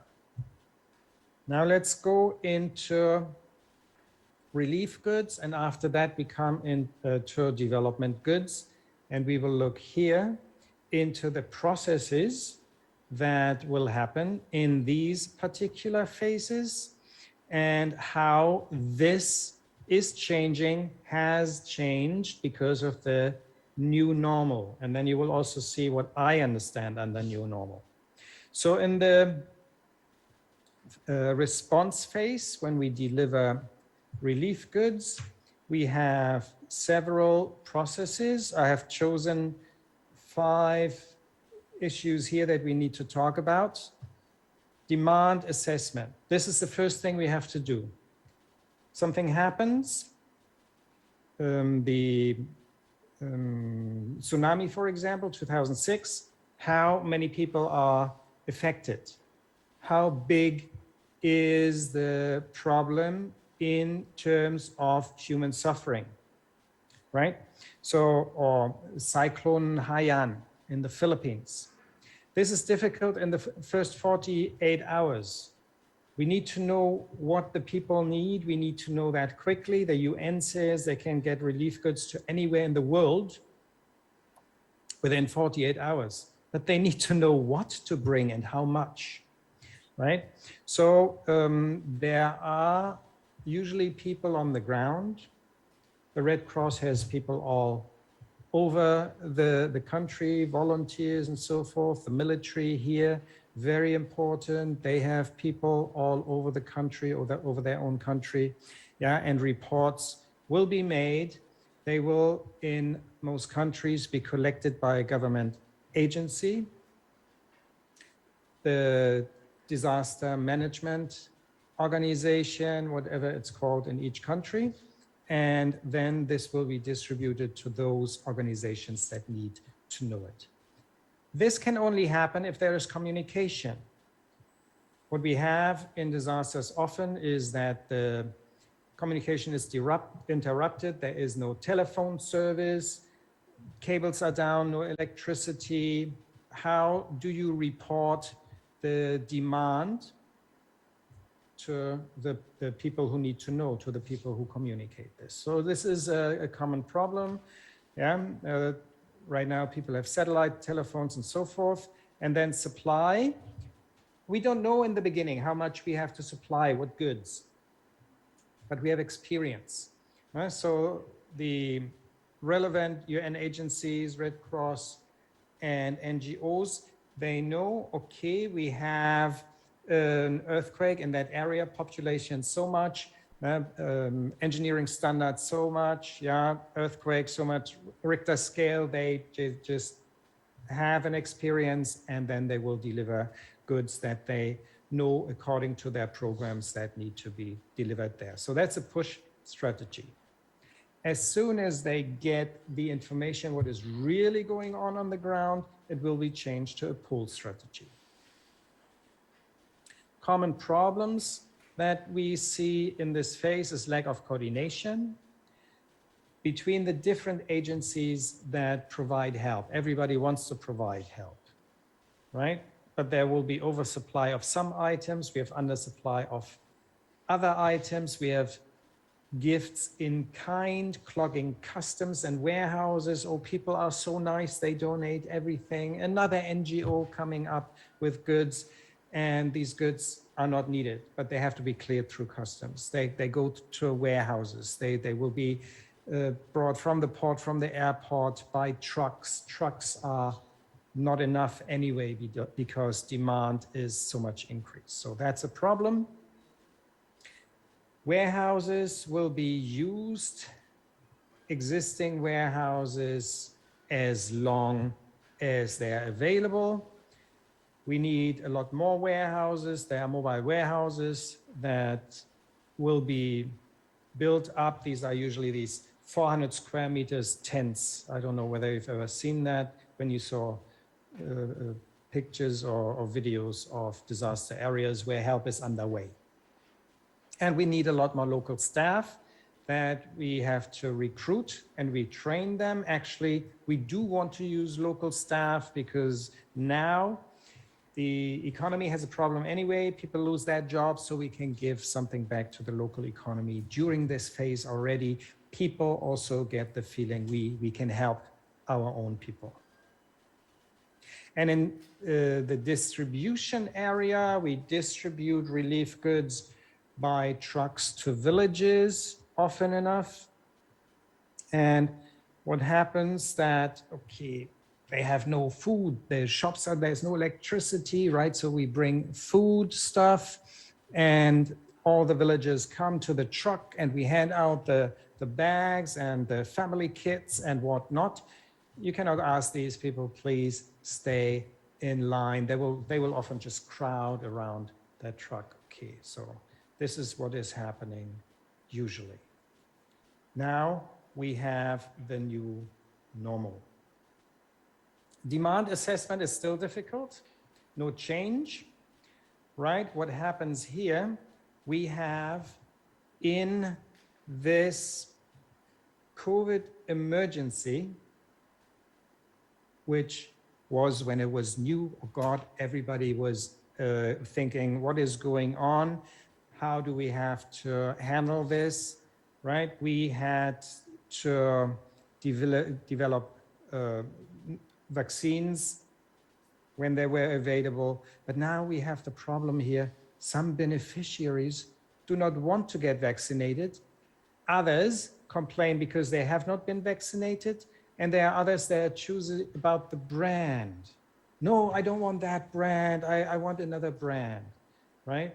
So what does that do to the demand? Do we know the demand? What is the demand? The supply, initially we had a push strategy. We saw that especially with the masks, you know, the surgical masks that used to cost a few cents per piece. They were being flown in by charter aircraft. We flew in, my company flew in masks, tons and tons of masks from South America to Asia. Oh my God, what was the cost for that? But it was necessary. Yeah, and at the same time, we had supply shortages. We are not used to that. When we have a disaster and suddenly we need a huge amount of blankets, we usually have them already in the prepared warehouses. Yeah, so the Nepal earthquake was very big, the tsunami was very big, so there are warehouses in the area. I mentioned Dubai, I mentioned Malaysia, but that was not enough. So I bring them in from Australia. There were goods being brought in from these preparedness warehouses in Panama. Okay, so it's more expensive, but we have the goods.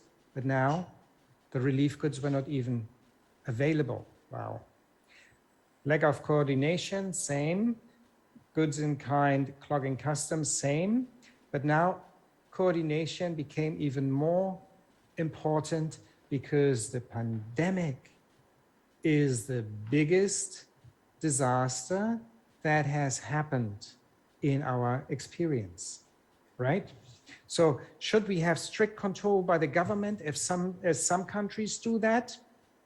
All the relief goods must be coordinated by the government only? Or should we say, let's open the market, all goods, for example, PPEs, vaccines, who can bring this in? Please bring this in, we need it. That is a question that I leave open as a question. There is no answer to that yet. Warehouses are labor intensive. We know that. We need many warehouse workers. We need social distancing now. Oh my God, how do you do that in a warehouse? And then in an emergency where we have to work fast. Can we use automation in the relief phase? Not yet. Additional problem, we need cool storage. We need cold storage depending on the vaccine. We need that not only where the goods arrive at the port or airport, we need that all the way, the whole supply chain until it reaches the beneficiaries. In the villages, that is a challenge. So the distribution, we cannot have the crowds build up. Yeah, we need to keep social distancing. We have another problem here. When we come with a truck or a mobile vaccination station to a village, then usually with normal relief goods, there would be a representative of the family picking up the goods. Sometimes smaller villages around, there will be 1, 2, 3 people coming to that bigger village where the truck goes and pick up the goods, family kits, the food stuff for their small villages. For the vaccination, everybody has to go there by themselves, right? So that is a problem, organizational, as well as there are expenses for that. Now let's, here, the new requirement, cool or cold supply chains, I take that out as an example. So we need cool and cold warehouses, trucks, refrigerators, at vaccination centers. Are these even available? Where do we find the refrigerators? Where do we find so many cooling trucks, right? Just to highlight one of these problems a little bit stronger. And then development goods. Now we have time and it will be studied by foreign development agencies, or the local government will request any goods they will need as development aid. It's a pull strategy. And that also applies, for example, for vaccines now. We still have delays at customs for tax exemptions. That is another problem, which I'm also in contact with ASEAN about. Warehouses, we can plan our warehouses. There's actually no difference to logistics. This is a traditional process, and here in the new normal, what is different is that we have additional items that are needed. Yeah, we need sanitizers, we need personal protection equipment, we need medicine, COVID vaccines, and also treatment medicine. Is that all pull strategy? What happens here with the supply? Supply, same as I said before. Now we don't have a shortage of masks anymore. Now for gloves, there is still a shortage, but they are being produced at a high rate. They are being shipped by container, not by air anymore. So there is some development, but still a problem. Now we still have the delays at customs, new goods, new importers. So if I have a new vaccine, every vaccine must be approved by the importing country, even if it's already approved by the US, by Australia, by Europe, then each country, their FDA wants to approve it again. And then some governments initially said, we want only these vaccines, and then they decided, oops, supply is not enough. Now we also want additional vaccines, right? The warehouses, increased demand for cool and cold storage, as well as for PPE. We have for the personal protection equipment. We have in some countries a shortage of warehouses. We don't know where to put them, right? Distribution, and that's a fact. Distribution, cold chains for vaccines. Yeah, so we have to build up the cold chains or cool chains depending on the vaccine. And we have increased demand for PPE distribution, so that brings it up to a higher scale. And we have to deliver. Dr. Fernandez, yes? just we have another 5 minutes time, just to remind the time. You can speed up if you need. Yeah, just for, yeah. Okay, thank you. I have only like 2 more slides. Okay, go ahead, yeah. Yes. So for the distribution, we have to consider the cool chain, the cold chains, and we have a new problem here. disposal of used personal protection equipment, which is a biohazard. So we have a new thing we have to think about in that whole supply chain. So in summary, the shift in humanitarian logistics for relief goods is towards new products requiring cold and cool storage. We also have the problem keeping the social distancing. Demand now needs to be managed. It is not clear, like in previous emergencies and disasters, okay, after the initial period, then we have the demand and this is what the people need and this is what the people get. Now we know what they need, but do they want it? And other people, other beneficiaries want something else. Usually in an emergency relief, they cannot choose the brand, right? They are happy when they get their products. Supply is uncertain, that is also new to us.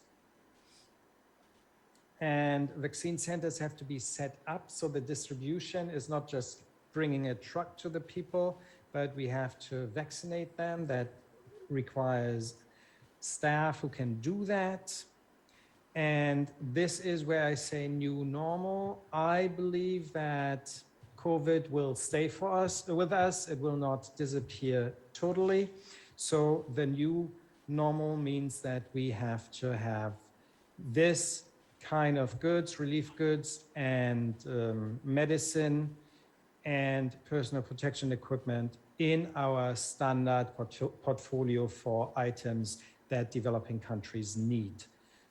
And we have this additional product with new waste products that are biohazardous on a large scale, right? So we have to think of disposal and doing that in a sustainable way. So here are some references. And yeah, I thank you very much for your attention. Thank you. Thank you very much, Dr. Fernandez. It is very interesting, very enhanceful presentations. Actually, a time like this, this is very important for us to look at some of the key issues of the nature of the disasters and the ways and means of mitigating and managing such normalcy, such new situations.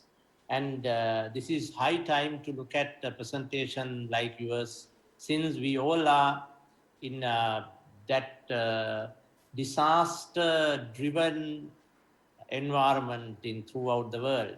And it is very interesting and very important. And you mentioned that there was a very another important aspect of disasters given by the tsunami experience, which we as a country committed, and we just faced that situation in 2004.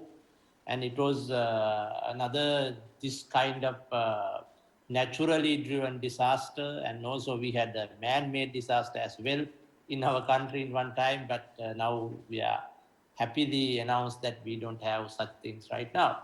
So thank you very much, Dr. Fernandez, for your presentations, and we'll have Q&A sessions after the final presentations, then we can discuss further.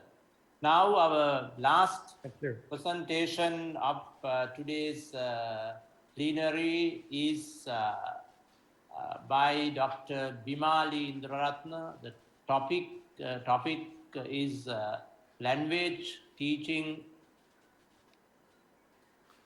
disorder. Language teaching and teacher education in new normal.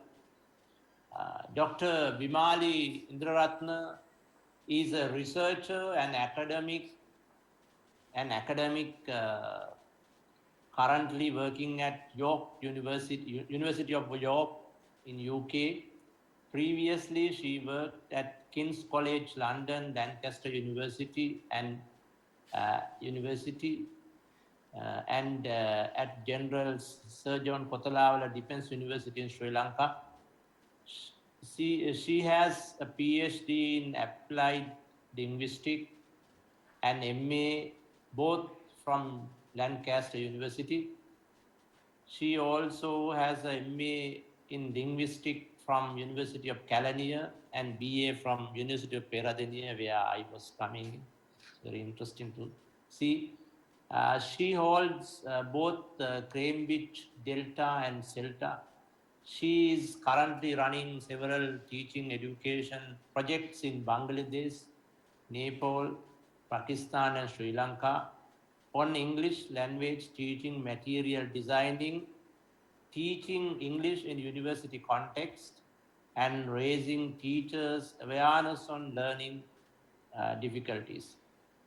She is a consultant of Commonwealth Learning Canada and works with Ministry of Education in Sri Lanka on school-based teacher development and online teaching initiatives.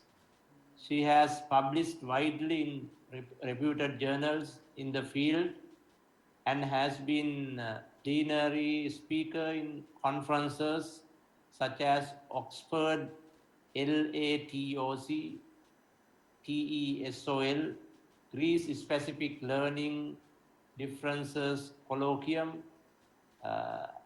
and 20th National RESC conference in Sri Lanka. She has also been an invited speaker at several institutions, including Oxford University, Chongqing University in China, Tata Institute of Social Sciences in India. She is a regular speaker at international conferences such as American Association for Applied Linguistics. It is over to you, Dr. Bimali Indraratna, for your presentation. Thank you, Professor Herath, and thank you, KDU, for inviting me to give this talk. Let me share my screen first.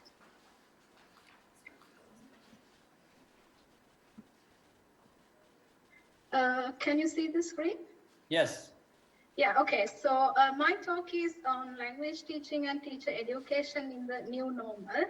But as Hendrik mentioned in the first talk, probably we are already in the new normal. So I'm going to focus on the situation before the pandemic and what's going on during pandemic and some future possibilities when it comes to language teaching and teacher education. Also, my focus is mainly on Sri Lanka and English language teaching in Sri Lanka because that's the most important and widely spoken second language in Sri Lanka. So to start with, let's have a look at the pre-pandemic situation. Where were we just before the pandemic when it comes to English language teaching? Just before the pandemic, Ministry of Education, under their Transform initiative, they conducted several studies in order to understand the situation of English language teaching in Sri Lanka, and these are some of the key findings. You can see the first finding that employees' limited English proficiency is an issue in many sectors, which actually indicates that the school leavers do not have sufficient English language competency to enter the workforce. So that's one of the key findings of this series of research. And the second finding, probably you will also find it shocking, 88% of students only gain basic or elementary level of proficiency by grade 11 in Sri Lanka in the state sector. This is after 9 years of compulsory English language instruction. So that's something that we have to consider. And when it comes to teachers, 36% of English teachers in state secondary schools are at CEFA B1 level. CEFA is Common European Framework of Reference, which explains different competency levels, different proficiency levels. So B1 is elementary to pre-intermediate level. So 36% of teachers are at that proficiency level, and another 6% is at A levels, which means elementary or basic level. Only about 10% of teachers are at advanced proficiency levels and 48 are at B2 level, which is about intermediate to upper intermediate level. So the picture before pandemic was also not very positive. Some reasons for these findings are when it comes to curriculum and textbooks, it seems there were several issues with competency descriptors, vague competency descriptors in curriculum. Also, textbooks contain instances of inauthentic and unnatural language, and it wasn't very clear what language items that the textbooks were trying to highlight or practice. Not only textbooks, assessments. Now, this analysis was based on GC O-level paper and GC A-level paper. And then again, there are several issues like standardization issues. Test tasks do not reflect international guidelines of good language test task design, and inauthentic input materials, test items, unbalanced items, and also not testing the skills that should be tested, which means that the exam scores, O-level and A-level exam scores, may not give a true picture of the English language abilities of these test takers. So when it comes to teacher education provision, that's again about English language teacher education.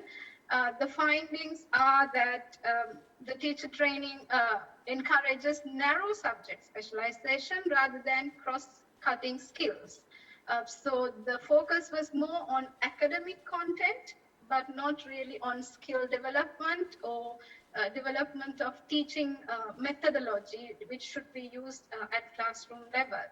So likewise, the series of research was done just before the pandemic. The outcomes, transform outcomes, were presented only in December 2019. And we see that the picture was not very good. It wasn't, we were not in a good position anyway, just before the pandemic. Then the pandemic came, and first I will briefly explain what happened globally when it comes to English language teaching and teacher education, and then I'll move to the situation in Sri Lanka. So British Council conducted a survey in 2020 in order to understand how English language teaching is teaching profession happens in the world during the pandemic, and the survey was conducted in 150 countries with the participation of 9,600 respondents, teachers and teacher educators, and you can see some of the key findings. So remote teaching is new to the majority in all these countries, and the majority is reasonably confident to deliver remote teaching. They expressed need for more training. They also needed clear guidelines from respective ministries or authorities. Teacher educators needed more support on delivering teacher training, and many also expressed interest in sharing knowledge and experiences widely. So these are some of the key findings when it comes to online delivery of English language classes globally. They also identified some of the key issues when it comes to online provision of English language teaching, mainly things like classroom management and assessments. That's one of the key findings. When it comes to assessments, how to design online assessments, how to prepare learners for exams, and fears about cheating in exams when assessments are delivered online, and catering for mixed ability groups, and helping disadvantaged individuals, and also some common issues that we also talk about today: poor internet access and lack of access to electronic equipment. So all these things came up as some challenges, not in Sri Lanka, but globally. There's a study published in 2021, which reviewed 69 studies conducted between March 2020 and February 2021 on English language provision around the globe.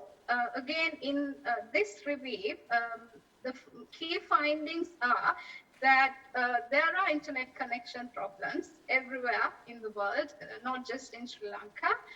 Then there are issues with students' access to computers or smartphones, and teachers' digital literacy skills was identified as one of the key issues when delivering English language classes online. So that's the global picture, what happened during the pandemic and what type of English language teaching provision was provided, and the problems teachers encountered and problems that the students encountered. Let's briefly have a look at the Sri Lankan context during the pandemic, English language teaching and the pandemic in Sri Lanka. I'm sure we will hear some more findings tomorrow in the technical sessions, but I'm going to present some preliminary findings from a survey that we are conducting now. It's an ongoing research, so the findings are, I'm going to present some raw data, and these are actually limited data. So the demographic data, participants, I have analyzed data of 188 English language teachers in government schools. We received responses from all districts, but Mullaitivu, Vaunia, Kilinochchi, and Mena. We haven't received any responses from these districts yet. 14% 77 male and 84% 92 females completed the survey, age ranging from 20 to 60, and they teach at primary, secondary, and advanced level in government schools. So these are some of the findings of the survey. We wanted to see what the teachers think of online delivery of English language classes. So you can see their pre-pandemic online teaching experience. The majority did not have any experience of online teaching delivery pre-pandemic, and pre-pandemic experience of using interactive tools. Most of them had occasional experiences or never. So basically this shows that teachers did not have the online delivery experience before pandemic. We also asked about students' attendance for online classes. You can see the majority said 25 to 50% of students attend their classes regularly, which is not a very good number when it comes to English language teaching provision or any education provision. But we also asked teachers to tell us about the number of students not having access to electronic devices. No, we didn't ask whether they had access. We asked like how many, what number of students in their classes did not have access to electronic devices. And this is an interesting finding. According to teachers, less than 25% of students do not have access to electronic devices.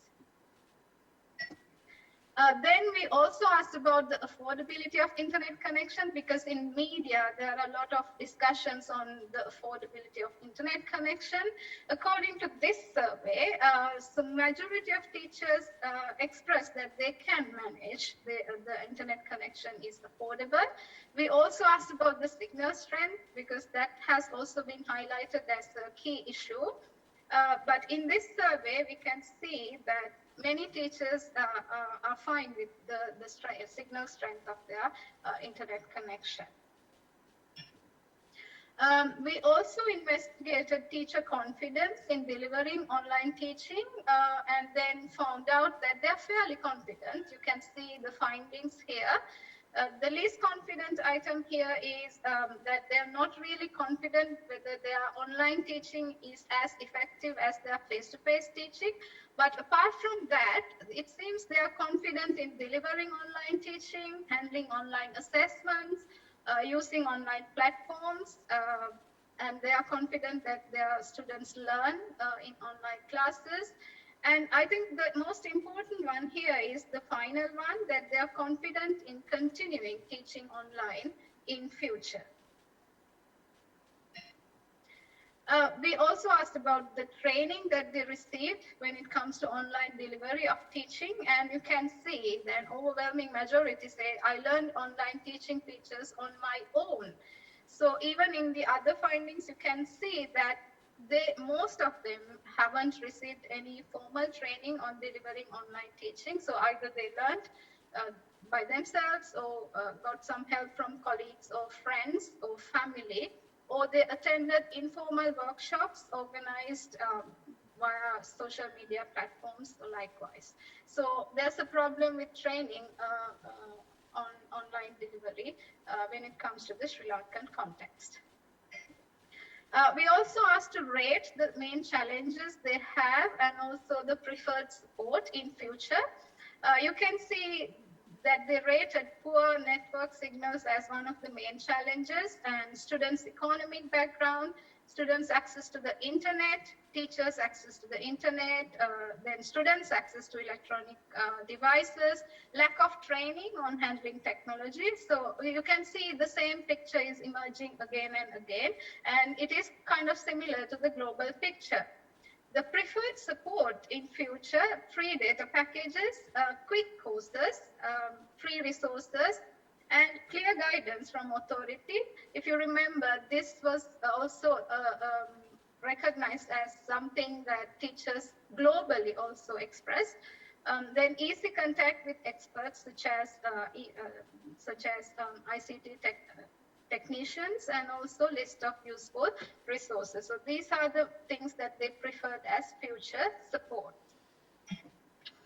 So the picture in Sri Lanka currently, online provision of English language teaching is not very different from the global picture. It seems our teachers also face the same challenges, and it seems one of the key findings is that they haven't got any systematic training on delivering online classes during the pandemic. We asked about the preferred method of teaching in future. I think this is a very interesting finding. You can see an overwhelming majority, more than 100 participants, say that they prefer a blended approach in future, which means some online and some face-to-face teaching. So this is something we need to take into account when we talk about English language teaching provision in future. I briefly explain what happens in terms of online teacher training provision during the pandemic. Again, the Ministry of Education and British Council conducted an online teacher training initiative during the pandemic. It's the first of that kind in Sri Lanka. So first they piloted it with 15 locally moderators and 15 teachers. Then it was delivered to 128 teachers from the 9 provinces within 6 months, and they used both synchronous and asynchronous activities. So for us, what's important is the lessons learned. So this teacher training initiative reiterated the fact that it is feasible to provide online teacher training in Sri Lanka. They suggest a blended approach of synchronous and asynchronous mode of delivery. And also the same issues have also been highlighted, such as the digital divide and digital literacy of participants. So one of the limitations of this teacher training delivery, this initiative, is that they chose participants who actually have access to electronic devices and the internet. So we still don't know what happens if the teacher training is delivered online for a large number of teachers in the country. But we see some positive findings here also, that it might be possible to deliver teacher training online in future. So the summary of Sri Lankan picture here, we can see English language teaching delivery. It seems a blended approach is going to be more useful, and that is the preference of teachers as well. So some online delivery of language teaching, English language teaching, and some face-to-face delivery. When it comes to asynchronous and synchronous modes of online delivery, we didn't really ask that question, but it seems because teachers are now, they have some experience of teaching online, both synchronous and asynchronous modes. So I have given an amber tick there, so I think that's another possibility. when it comes to English language teacher training delivery in Sri Lanka. So it seems online delivery is a possibility, both asynchronous and synchronous mode. Here, asynchronous mode is very important because of the signal issues and access to the internet or access to electronic devices. So a blend of asynchronous and synchronous mode would work better. We don't have any information on how a blended approach would work when it comes to teacher training provision. So again, I have given an amber tick because I think that's another possibility, because it doesn't really make many changes to what's going on at the moment. So I see a positive picture here. So we see some possibilities for future when it comes to English language teaching delivery and English language teacher training delivery. What about ELT in future? So when it comes to we don't know what's going on with the pandemic, so we will have to live with the pandemic. But what are the future possibilities and realities? How far we can use the approaches that we discuss here? So I want to highlight some of the innovative practices from around the world. So for example, in South Korea, they used more translanguaging for better communication, because when it comes to online teaching delivery, communication, there can be communication barriers. So they use more translanguaging, that is using the available linguistic resources, not just the target language, but other languages for better communication. Then again, in South Korea, they tried collaborative teaching. So several teachers teaching the same class, and they found some successful findings and successful outcomes. In China, they tried Internet of Things technology, IoT, to create interactive online teaching systems. Then artificial intelligence has been used to develop online English language teaching systems. Flipped classrooms, again in Hong Kong, they found that it increases teaching and learning performance. And finally, this is, I think, something very important. Synchronous video computer mediated communication. This is, so earlier in several talks, we indicated that there are more opportunities now for learners. So this is something that we can look into in future, that's connecting English language learners with English speaking interlocutors around the globe. So it's not just that they get exposed to the teacher, but now there is more opening, there are more opportunities to connect the English language speakers, probably native speakers, and connect them with the learners. So there are more possibilities now. Also, there are key challenges that we have to look into when we talk about the blended approach, or what's possible in the new normal or in future. One is how to design suitable materials and resource development. And again, we need to rethink assessment. So we need to deviate from traditional assessment techniques. We need to think of how we can implement online assessments or a blended approach, again, when it comes to assessment. And teacher training, again, how to design teacher training, what content to be delivered, increasing digital literacy of teachers and also learners, both. Making technology easily accessible. So this comes when it comes to internet, access to internet, and also access to the electronic devices.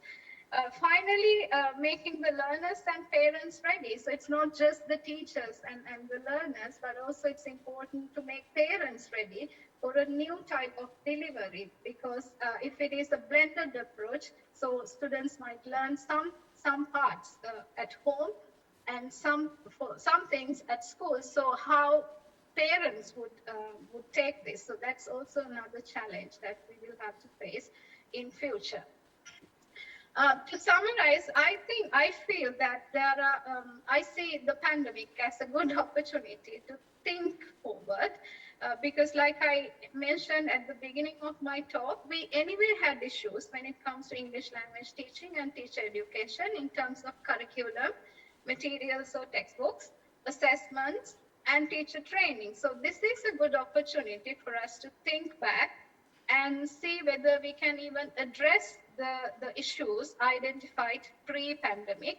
So if we go for a blended approach or whatever the approach we decide that we should take, we can also address the pre-pandemic issues as well and think forward. So that's where I want to stop my talk. And these are the references I have used. And thank you very much for listening.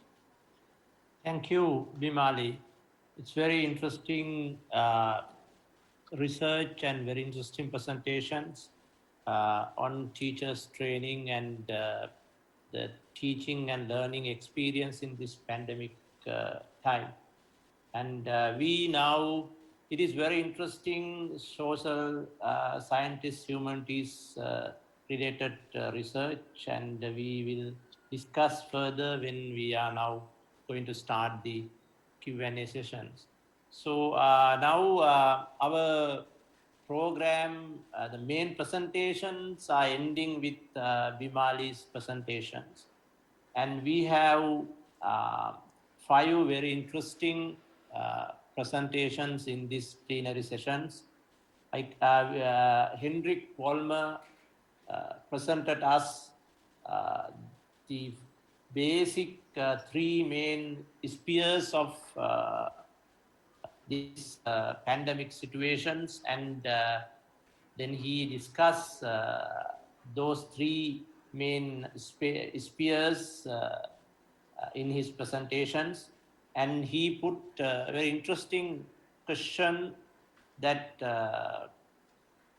the public sphere was not taken seriously by the countries. So now we will go into the main Q&A sessions. I don't want to summarize each paper's back, since I have given a small summary when each presentation was finished. So I will open Q&A sessions now. If you, whoever wants to raise any questions or to put any comments or give any further thoughts, you can do so. You can put your hands up, then I can call that we were to the discussions. So you can go into the button there, then you can raise the hands, then you can say that from whom that you are going to ask this questions, if it is a questions. If not, you can just elaborate your thoughts. Yeah, this is open.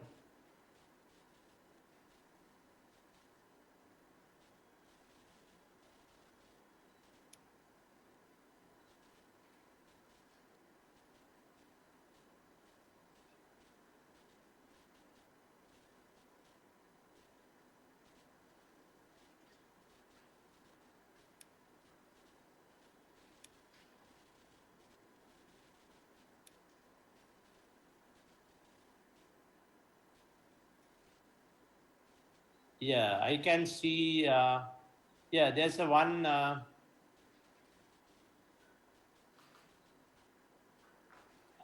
yeah, Nimali, Dr. Nimali Sirisoma, you put you raise the hand? Or, yes. Yeah, go ahead, yeah. I have a question to Dr. Fernandez on this humanitarian logistics. Now, under new normal, we know that this COVID is going to continue, so we don't know when it is going to end. When it comes to these responses, now when you send your teams to these affected areas, we don't know how many casualties will be affected, and it may be a very risky situation for the people who are working in this rescue operation. So how can we overcome that challenge? So what can we do for that? Thank you very much for your question. So the situation when we don't know the demand, when we don't know how many people are affected, that is in the emergency response phase, right? So in addition, in the beginning, we did not know who is affected. We didn't have these tests. Now we have these quick tests and everything. At the time we didn't have. So the solution for that was just be careful. Now they made the lockdowns in many countries. People were wearing masks and took all preventions. Now we have a better idea. People know whether they are infected or not. I don't know about Sri Lanka, but over here we have these home kits we can test by ourselves. And we are not in the emergency response phase anymore, in my opinion. We are now in the phase where we can plan. We know what is going to happen. And now, of course, we know when anybody is affected, okay, go into quarantine. In some countries, it's in the hospital. In some countries, it's at home, but the people will be isolated. We know what to do now, right? We also know much better now what is the demand for vaccines as well as for PPE. What has also happened, the supply has improved. We still don't have enough vaccines, but new factories are being built by these producers. And so this is where right now the situation is relaxing. Just because we have more knowledge, we have more data about what is going on the ground. Thank you. Thank you. Any others? If anybody wants to ask any questions?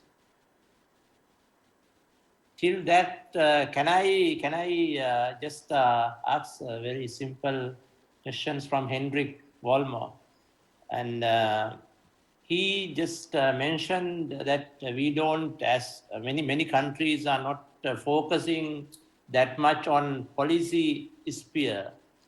Like, can you just elaborate a little bit further, since we are also having same kind of issue at the moment, and we also would like to see that what is the how you could look at this lacking policy engagement in disaster management endeavors in some countries. Yes, I mean, I was mostly speaking about the role of accounting in there. So how kind of accounting professionals who produce the information that is needed to manage things, how they define their mission. And often it is in the service, of course, of business, or it is in the service of government, right? If they're working in the public sector, but that is not the same as serving the public. And in serving the public, I was thinking of giving the public the means to actually hold those who have the power to account for what they do. And I would hope that we get there naturally as we get towards actually looking back at our response and finding out how well we did, because we want to learn the lessons, but we're not quite there yet because we're still coping. So this will probably come once we do a more forensic look at how people in higher positions, whether in government or in business, how they have responded. And right now, the lack of this is a bit, it's not uncommon, it's usual for this phase, but we will get there more and more now, that people will start asking questions, and we see it already, that where people do not get the questions they seek, that they then find other people to explain things to them. So here, in many ways, we are dealing with conspiracy theories and all kinds of knowledges that appear from the ground up, because questions have not been answered to the extent that people want them, will eventually want them to be answered. Thank you. And in some countries, their legal systems are not enhanced to meet up with this kind of natural disasters. Even same as ours, we are using very old 1920, I think 27th law, which was passed in 1920s, that we are using right now to make use of legal arrangements in this pandemic situations. So that legal enhancement is also part of policy, like the governments and the peoples should look at that part as well.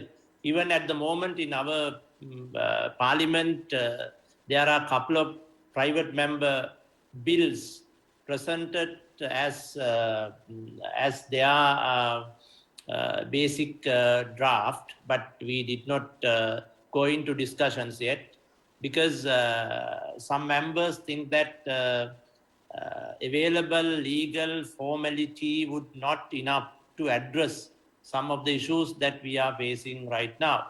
So that is just for your information. Yeah, Lalit Anand put a message that he has questions that you can ask. Yeah, thank you very much. This is to Dr. Bimali. Do you hear me, Dr. Bimali? Yes, I can hear you. Yeah, Dr. Bimali, thank you very much for your for presenting these facts actually based on the most recent research findings. And the question is actually now the government is waiting to reopen schools as soon as things come to normal. So most probably the government as well as the people, these parents, all of them will forget when that happens. All of these people will forget these great technological technological advantages. Yeah. What I mean is this online teaching, learning thing.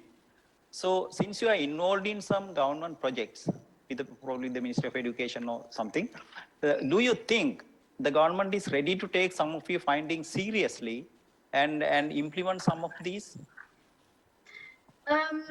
So one of the projects that I'm involved in now is training teachers to provide online teaching, delivering online teaching. And so the initial idea is to introduce it to the national schools first and to implement it to the other schools. So there are some initiatives going on, and I think it's still too early to say what kind of an approach that the ministry would take. But I understand, I totally agree with you, because that naturally happens. Now, if we go back to the pre-pandemic situation, the advantages of using technology, because, you know, when it comes to English language teaching, as you know, because you're in the field, so we have been talking about computer-assisted language teaching for a long time. But you can see from my findings in the survey that teachers haven't really used these computer-assisted language teaching, although we have been talking about it for decades now. So like you said, I think there is this danger that we might go back to the traditional system and we might forget the advantages of using the technology, but there should be more initiatives. So when it comes to, because I think there's reforms going on. So in the reforms also, they can emphasize this blended delivery and using some of the technological advances in delivering teaching. To answer your questions, I think they will consider, but it's still early to say precisely. Thank you, Dr. Bimali. Thank you, Doctor. Yeah, we have little more time, and if anybody wants to raise any other issues, then we could. Until that, shall I ask another little questions from Dr. Dakshina de Silva? It is very interesting, very informative kind of presentation that Dr. Dakshina has given to us. Now, we are also facing, even regardless of the pandemic situations, these environmentally driven issues are in our hands. Now we are going to develop port city projects in one part of Colombo. As you mentioned, this Battaramul area is now getting crowded in many ways. So at the moment, what we use is, as I mentioned in that time, that environmental impact assessment tool, which was already, which was developed by the American agencies, EPA. But what I want to ask is, like, there's another tool called strategic environmental assessments, where you could look at environmentally driven issues in locations in advance before you are going to do that thing. Actually, we have done such study on northern and eastern provinces in Sri Lanka after the war ended in 2009. So in your research, are you suggesting that strategic environmental assessment type of tool would be more applicable to understand some of the issues that you raise? Yeah, thanks for the question.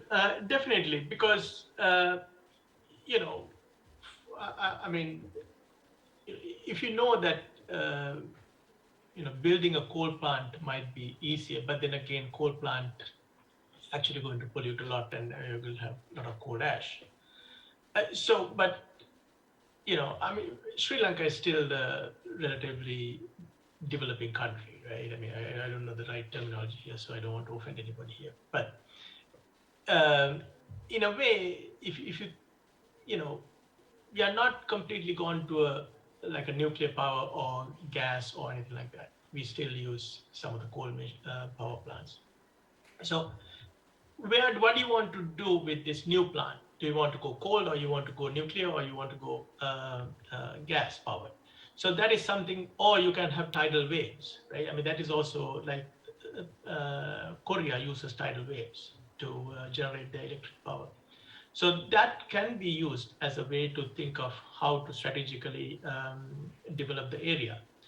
And also like Putlam area or Hambantota, which is relatively dry areas. You can use wind power to desalinate water. I mean, these kind of things can be used to make, you know, attractive for people to live in these areas. And also interesting to bring businesses to that areas as well. So it's definitely, I mean, you should have some kind of a probabilistic model and see whether is it going to viable, is it economically viable to do these kind of things. So I think Hendrik was talking about ESG models, ESG scores. So I mean, ESG scores are fine. I don't have any personal vendetta against ESG or not. Okay, so ESG is what? Environmental sustainability, and ESG is the governance. It doesn't mean that you pollute 10 tons of some bad, let's say, nitric oxide or whatever it is, right? And then go and give $1 million to Greenpeace, and then you balance it out as a ESG score is high. That doesn't mean, so you need to see what the company is inputting and what is the company is going to output, and then how that will affect the environment, and then see whether there's a risk assessment in that regard. So it's definitely, when you're planning, that is where the city planning comes into play. You know, I mean, you can think of the models and see how that will affect the living conditions of the people. Thank you. D.R.A. Pereira raise hands, and then you can ask your questions. Yes, good evening, sir. This question is towards Dr. Vollmer. So as you mentioned at the beginning, that we feel that we are closer to the new normal than we actually are. So now, in case, and I was like, the people are making policies now, we were suggesting for people to make policies, right? So now, in case policies are made, won't there be any long-term effects towards, now people want the situation to go back to where we were, right?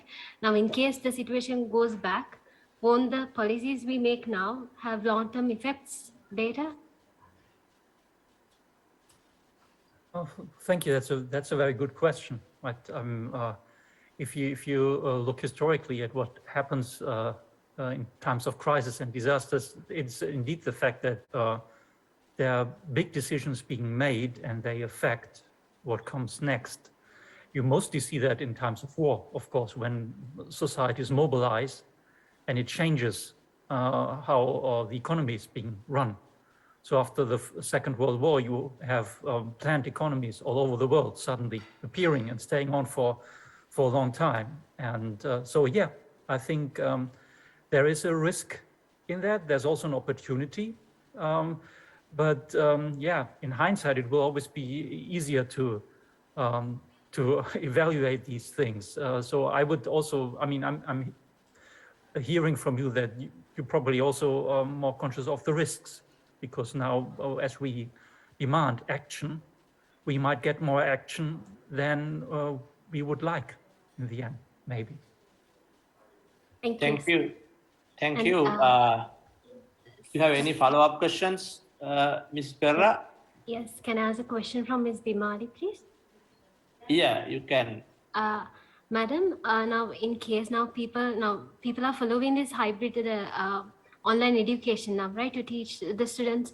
Now, in case it goes back to normal and people still follow the blended online learning, and the students are not willing to, like, many people are reluctant to adjust, right, to the new environment. So because of that, in case the hybrid education continues, and like there will be consequences, right, from the students' side also. So about that. Okay, so thank you for the question. Yes, I think these are things that we should implement slowly and with more research and also more awareness raising. So the earlier question was on, so there are a lot of good things about online delivery of teaching using technology. And what if we face another pandemic in future, we might have to go back to fully online delivery of teaching. So there are a lot of things that we need to consider here. And like you said, I think we need to consider student perspective, and like I mentioned in my talk also, the parents' perspective as well. So implementation should take a kind of a collaborative approach where we consider the issues that the students face, their preferences, as well as what the parents feel, and available resources. So we should not rush to rush and say that we will go for a blended approach. But what I'm highlighting is some possibilities, some good initiatives that we can implement, but implementation will have several challenges, and it should be a process that we have to take slowly. Thank you. Thank you, ma'am. Now, next, Anju Stephen. Yeah, go ahead. Yes, can I ask a question from Dr. Suren? Well, I want to check, is Suren available? I can't see his slide here. Like, can our rapporteur or somebody inform us whether Suren is available? Yes, sir, I will check. Okay. While that, until that, shall we go to Tamara? And after that, we come back to Stephen. Is it okay? Yeah, sure. Okay, okay, Tamara. Tamara Jayasundar, yeah. Yes, thank you. This is an observation, kind of basically something that we, when online learning actually came around some years ago, when MOOCs, basically like Coursera, Khan Academy, and edX, they came along. We thought this will revolutionize online learning, because that made like lectures that happen at MIT and Harvard freely available. So somebody from somewhere in Pakistan, rural Pakistan, can learn these things and get that same level of education. But then over time, what we understood and learned is that if a person has the need to learn, of course, there is a lot of resources available online. So maybe you don't need these buildings, brick and mortar that we see today in terms of in education, to provide that education. If there is somebody who has the need, who is that driven to learn, that person doesn't need. But then there is the other set of students who needs a little bit of pushing and nudging to get that education. And maybe also that what we see today is that whether that level of attention that we want the students to maintain in the classroom, is that happening at the same level? Issue with the voice. Oh, can you hear me? Yeah, now it's fine. Yeah, go ahead. Okay. So whether that same level of education quality is happening, because the students at the receiving end, are they absorbing as at the same level that we want? Because we cannot really observe them as we observe in the classroom. So that is one observation that maybe I can get some feedback. And can I also ask another question from, this is to Professor Dakshina de Silva? Yeah, you Or could. shall I ask it later on after?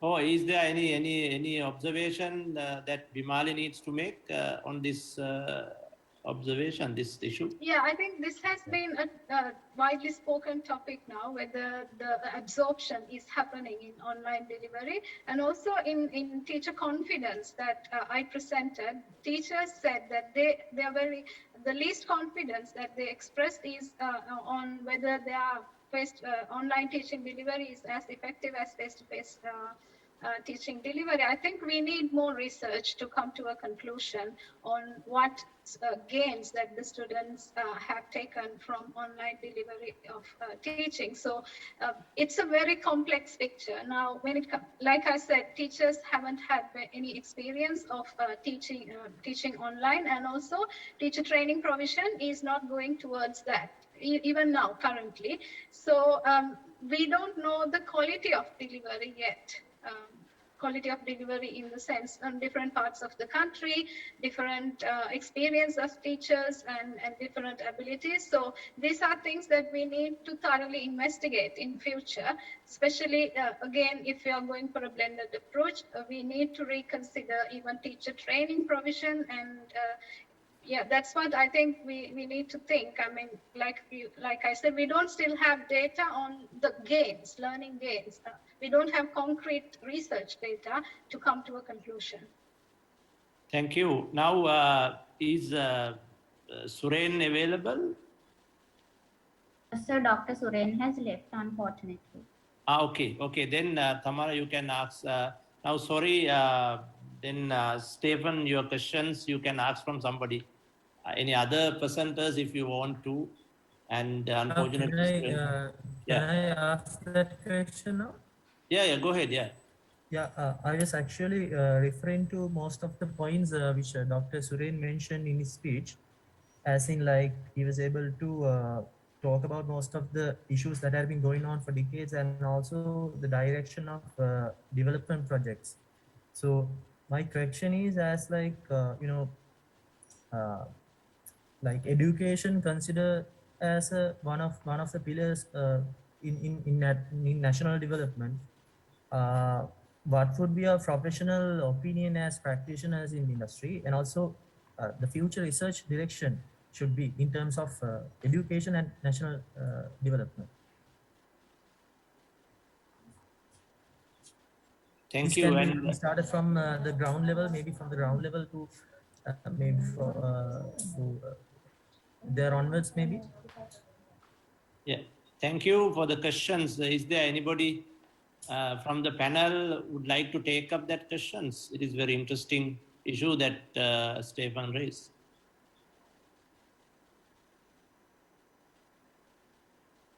Well, I can try. I mean, education is, so what is Raghavan was talking about in his early parts of the talk, right? Everybody's want water, food security, health, and education, right? So this actually, if you invest in education, it takes about good 4 years to see the repercussions, the fruits of it. Okay, so this requires a policymaker to decide where to invest and how to invest and when to invest. Now think about Bimali's issues, right? People are willing to go with blended education. It is good to have blended education. I would prefer that sometimes as well. Sometimes I don't want to go and teach some of the classes because nobody's listening anyway, or they don't come to class, right? So it is better for the class to be recorded and somebody can go and look at it at a different time. But the student have access. Right? That is one of the issues. Right? Education can be delivered. Tamara was talking about rural Pakistan. It doesn't have to be rural Pakistan. It can be rural England. Right? If there is not enough good Wi-Fi or good internet system, whatever we are saying, blended education or not, it doesn't make any difference. It is not going to be going to the person who really needs it. So education is important, but how to invest and when to invest and where to invest, that becomes a problem of policymaker. But that also affects the migration patterns which I was talking. People want to go to places where they want to have this access. So that is one of the things. I mean, I don't mind living in Sri Lanka, somewhere in near down south, near a beach and teaching from Sri Lanka. I mean, I'm perfectly fine with it if I can, but you know, nice beach rather than living in Northwest England, raining all the time. So Hendrik might be agreeable with me on this one. Right? You know, it's like three months of winter and nine months of bad weather. That's what we have. So so anyway, so that's yeah. Thank you, and I think Tamara has another question. Yeah, please. She has already gone. Oh, thank you. No, I'm still here. This question is for Professor Dakshina de Silva. I thank you for the presentation. It was a very interesting one.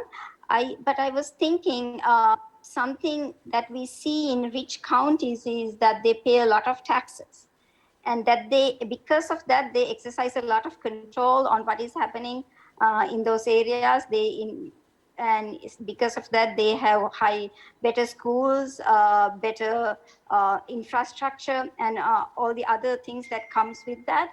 So I'm wondering whether the reason, according to what I thought, something that you were saying is that the EPA index, the index was a factor influencing the decision for people to migrate out of poor counties to rich counties. Or could it be that what we see as environmental reasons, are they moving to those rich counties for the other factors, but environmental benefit is one among them?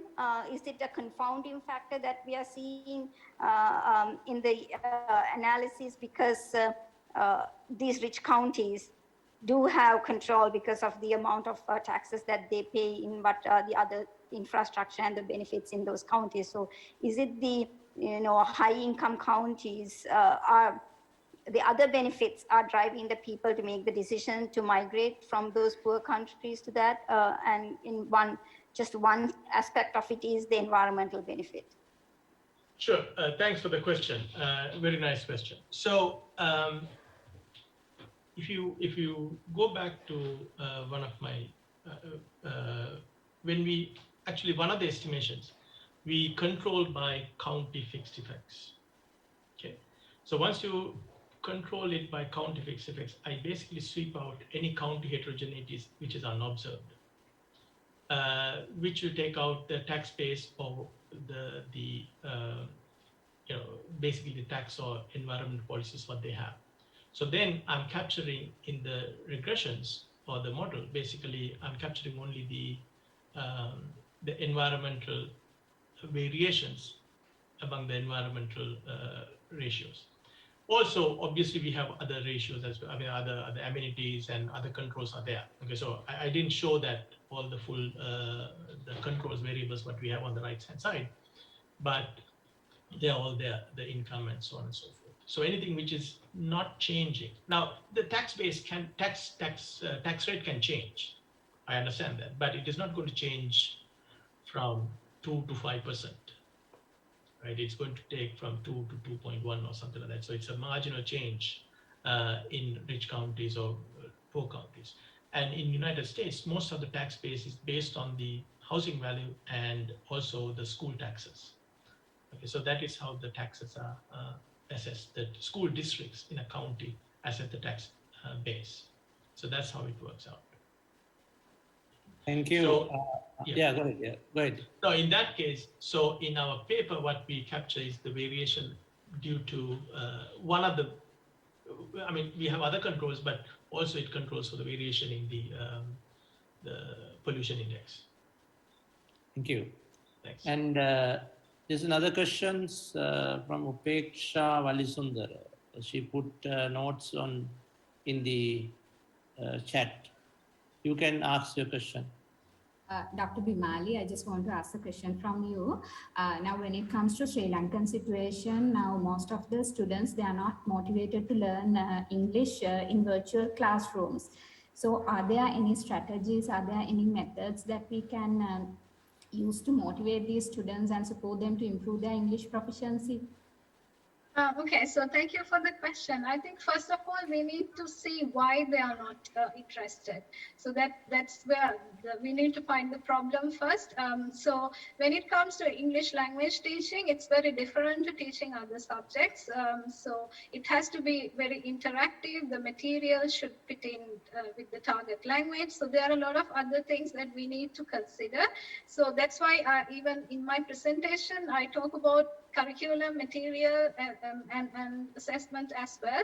So especially using interactive tools is very important when it comes to online teaching provision. And I haven't presented all the results of this survey. We can see that teachers are kind of not aware of some of the interactive tools that they can use online. So we have to think where the problem is, why the students are not motivated. Probably they do not get the type of teaching that they need, like the interactive platforms, interactive learning, and talking with others.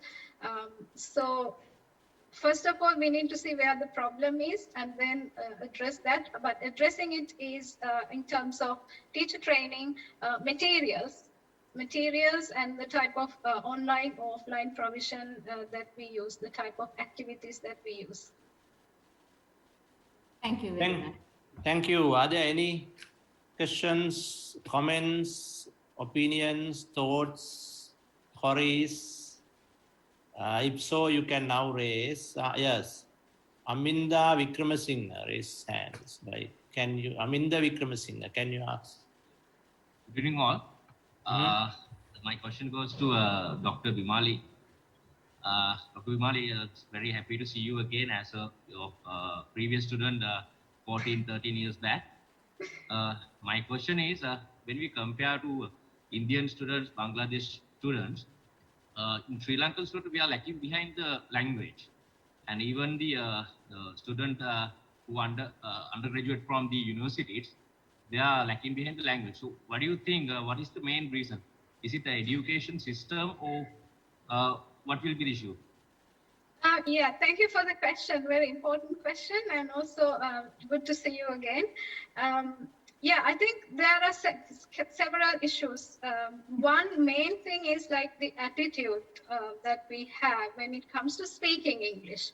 So we are really bothered about the accent we use, and also if we make grammar mistakes. So those things are coming again and again when it comes to performing language. And also when it comes to English language teaching provision at school level, we pay the least importance for speaking and listening, although they are the most important skills when you learn a language. Because in O-level and A-level, they are not even assessed. So the problem is what we are focusing on. Are we teaching communication? What's the purpose of teaching English? So at the moment, it has become, it's like teaching another subject. So we deliver the subject content, but we are not really focusing on the communicative aspect and why we are learning a language or why we are teaching a language. So emphasis should be given to teach speaking and listening more and more opportunities. And also we have to break these barriers of all these assumptions, like we should have a proper accent.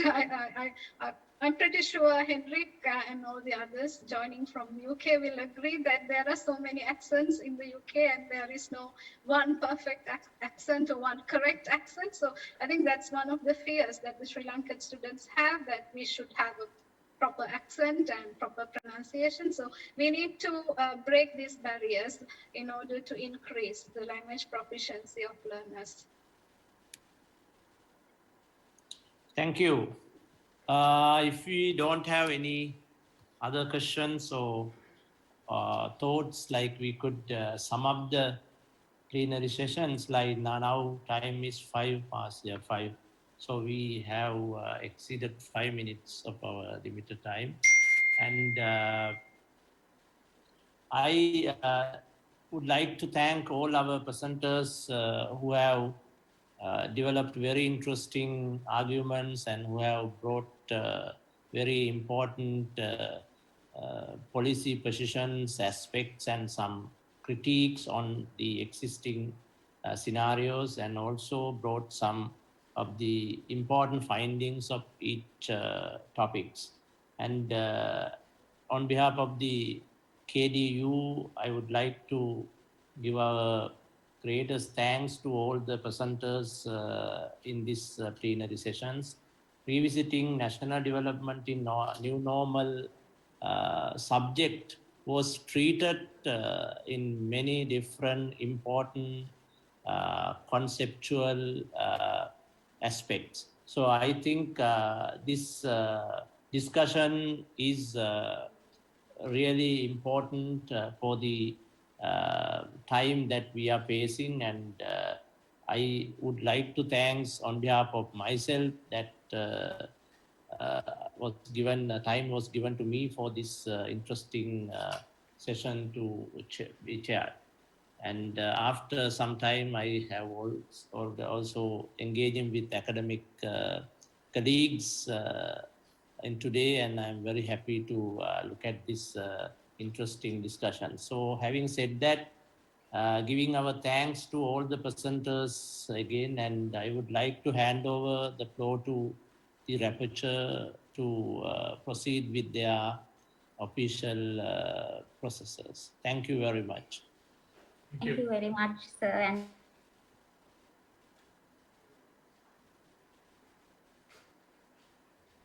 can't hear.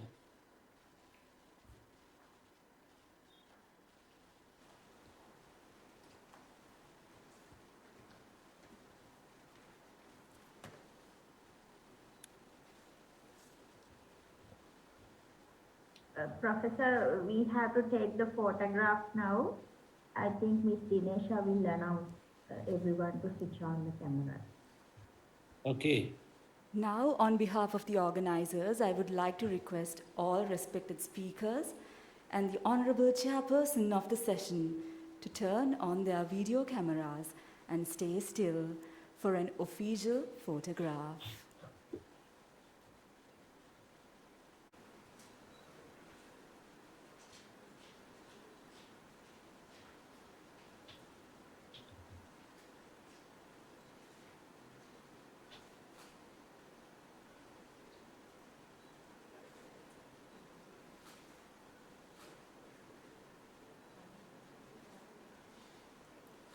Thank you very much.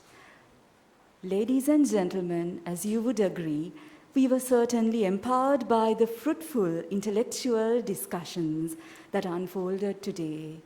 The scholarly discourse by our speakers, Dr. Hendrik Vollmer, Dr. Suren Raghavan, Professor Dakshina de Silva, Dr. Thomas E. Fernandez, Dr. Bimali Indraratna, and chair of the session, Honorable Professor Charitha Herath, provided invaluable insights into academic, practitioner, and policy considerations in the areas of accounting, higher education, environmental justice, humanitarian logistics, and language teaching underpinned by philosophical thinking.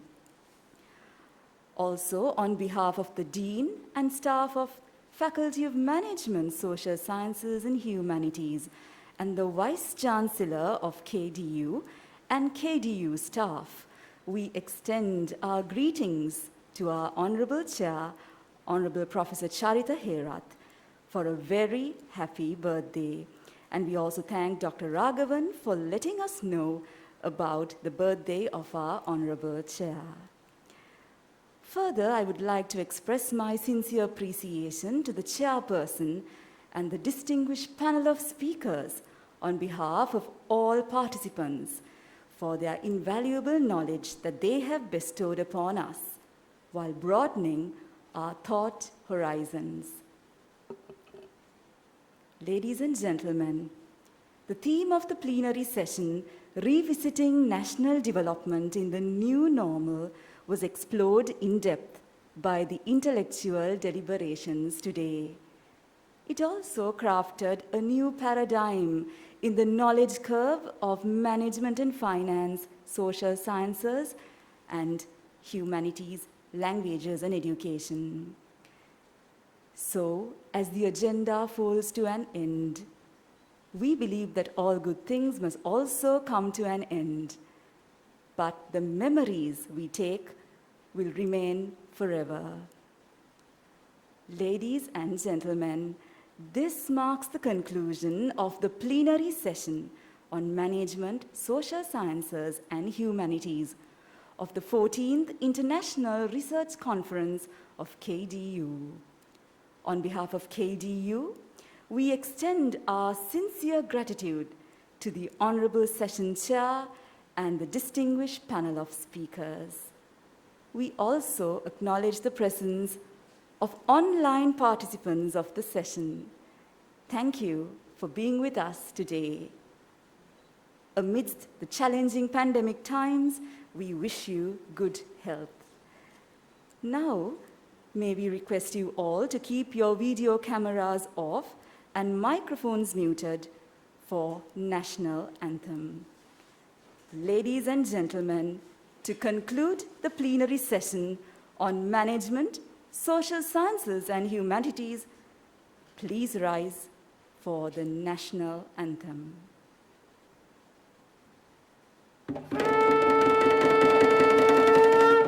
Sri Lanka Mata, Apa Sri Lanka, Namo, Namo, Namo, Namo Mata. Sundara Siri Barini, Surendri Ati Sobhamana Lanka. Dana Danaya Dekamal Palaturu Piri Jaya Bhumiya Ramya. Apahata Sata Siri Seta Sadhana, Jeevanaye Mata. Kiriganu Mena Apavakti Puja, Namo Namo Mata. Apa Sri Lanka, Namo Namo Namo Namo Mata. Ubave apa vidya, Ubame apa satya, Ubave apa shakti, apa hada tula bhakti, Uba apa aloke, apage anukane, Uba apa jeevanave, apa muktiya ubave. Nav jeevana debine, nitine apa kubudu karan ma.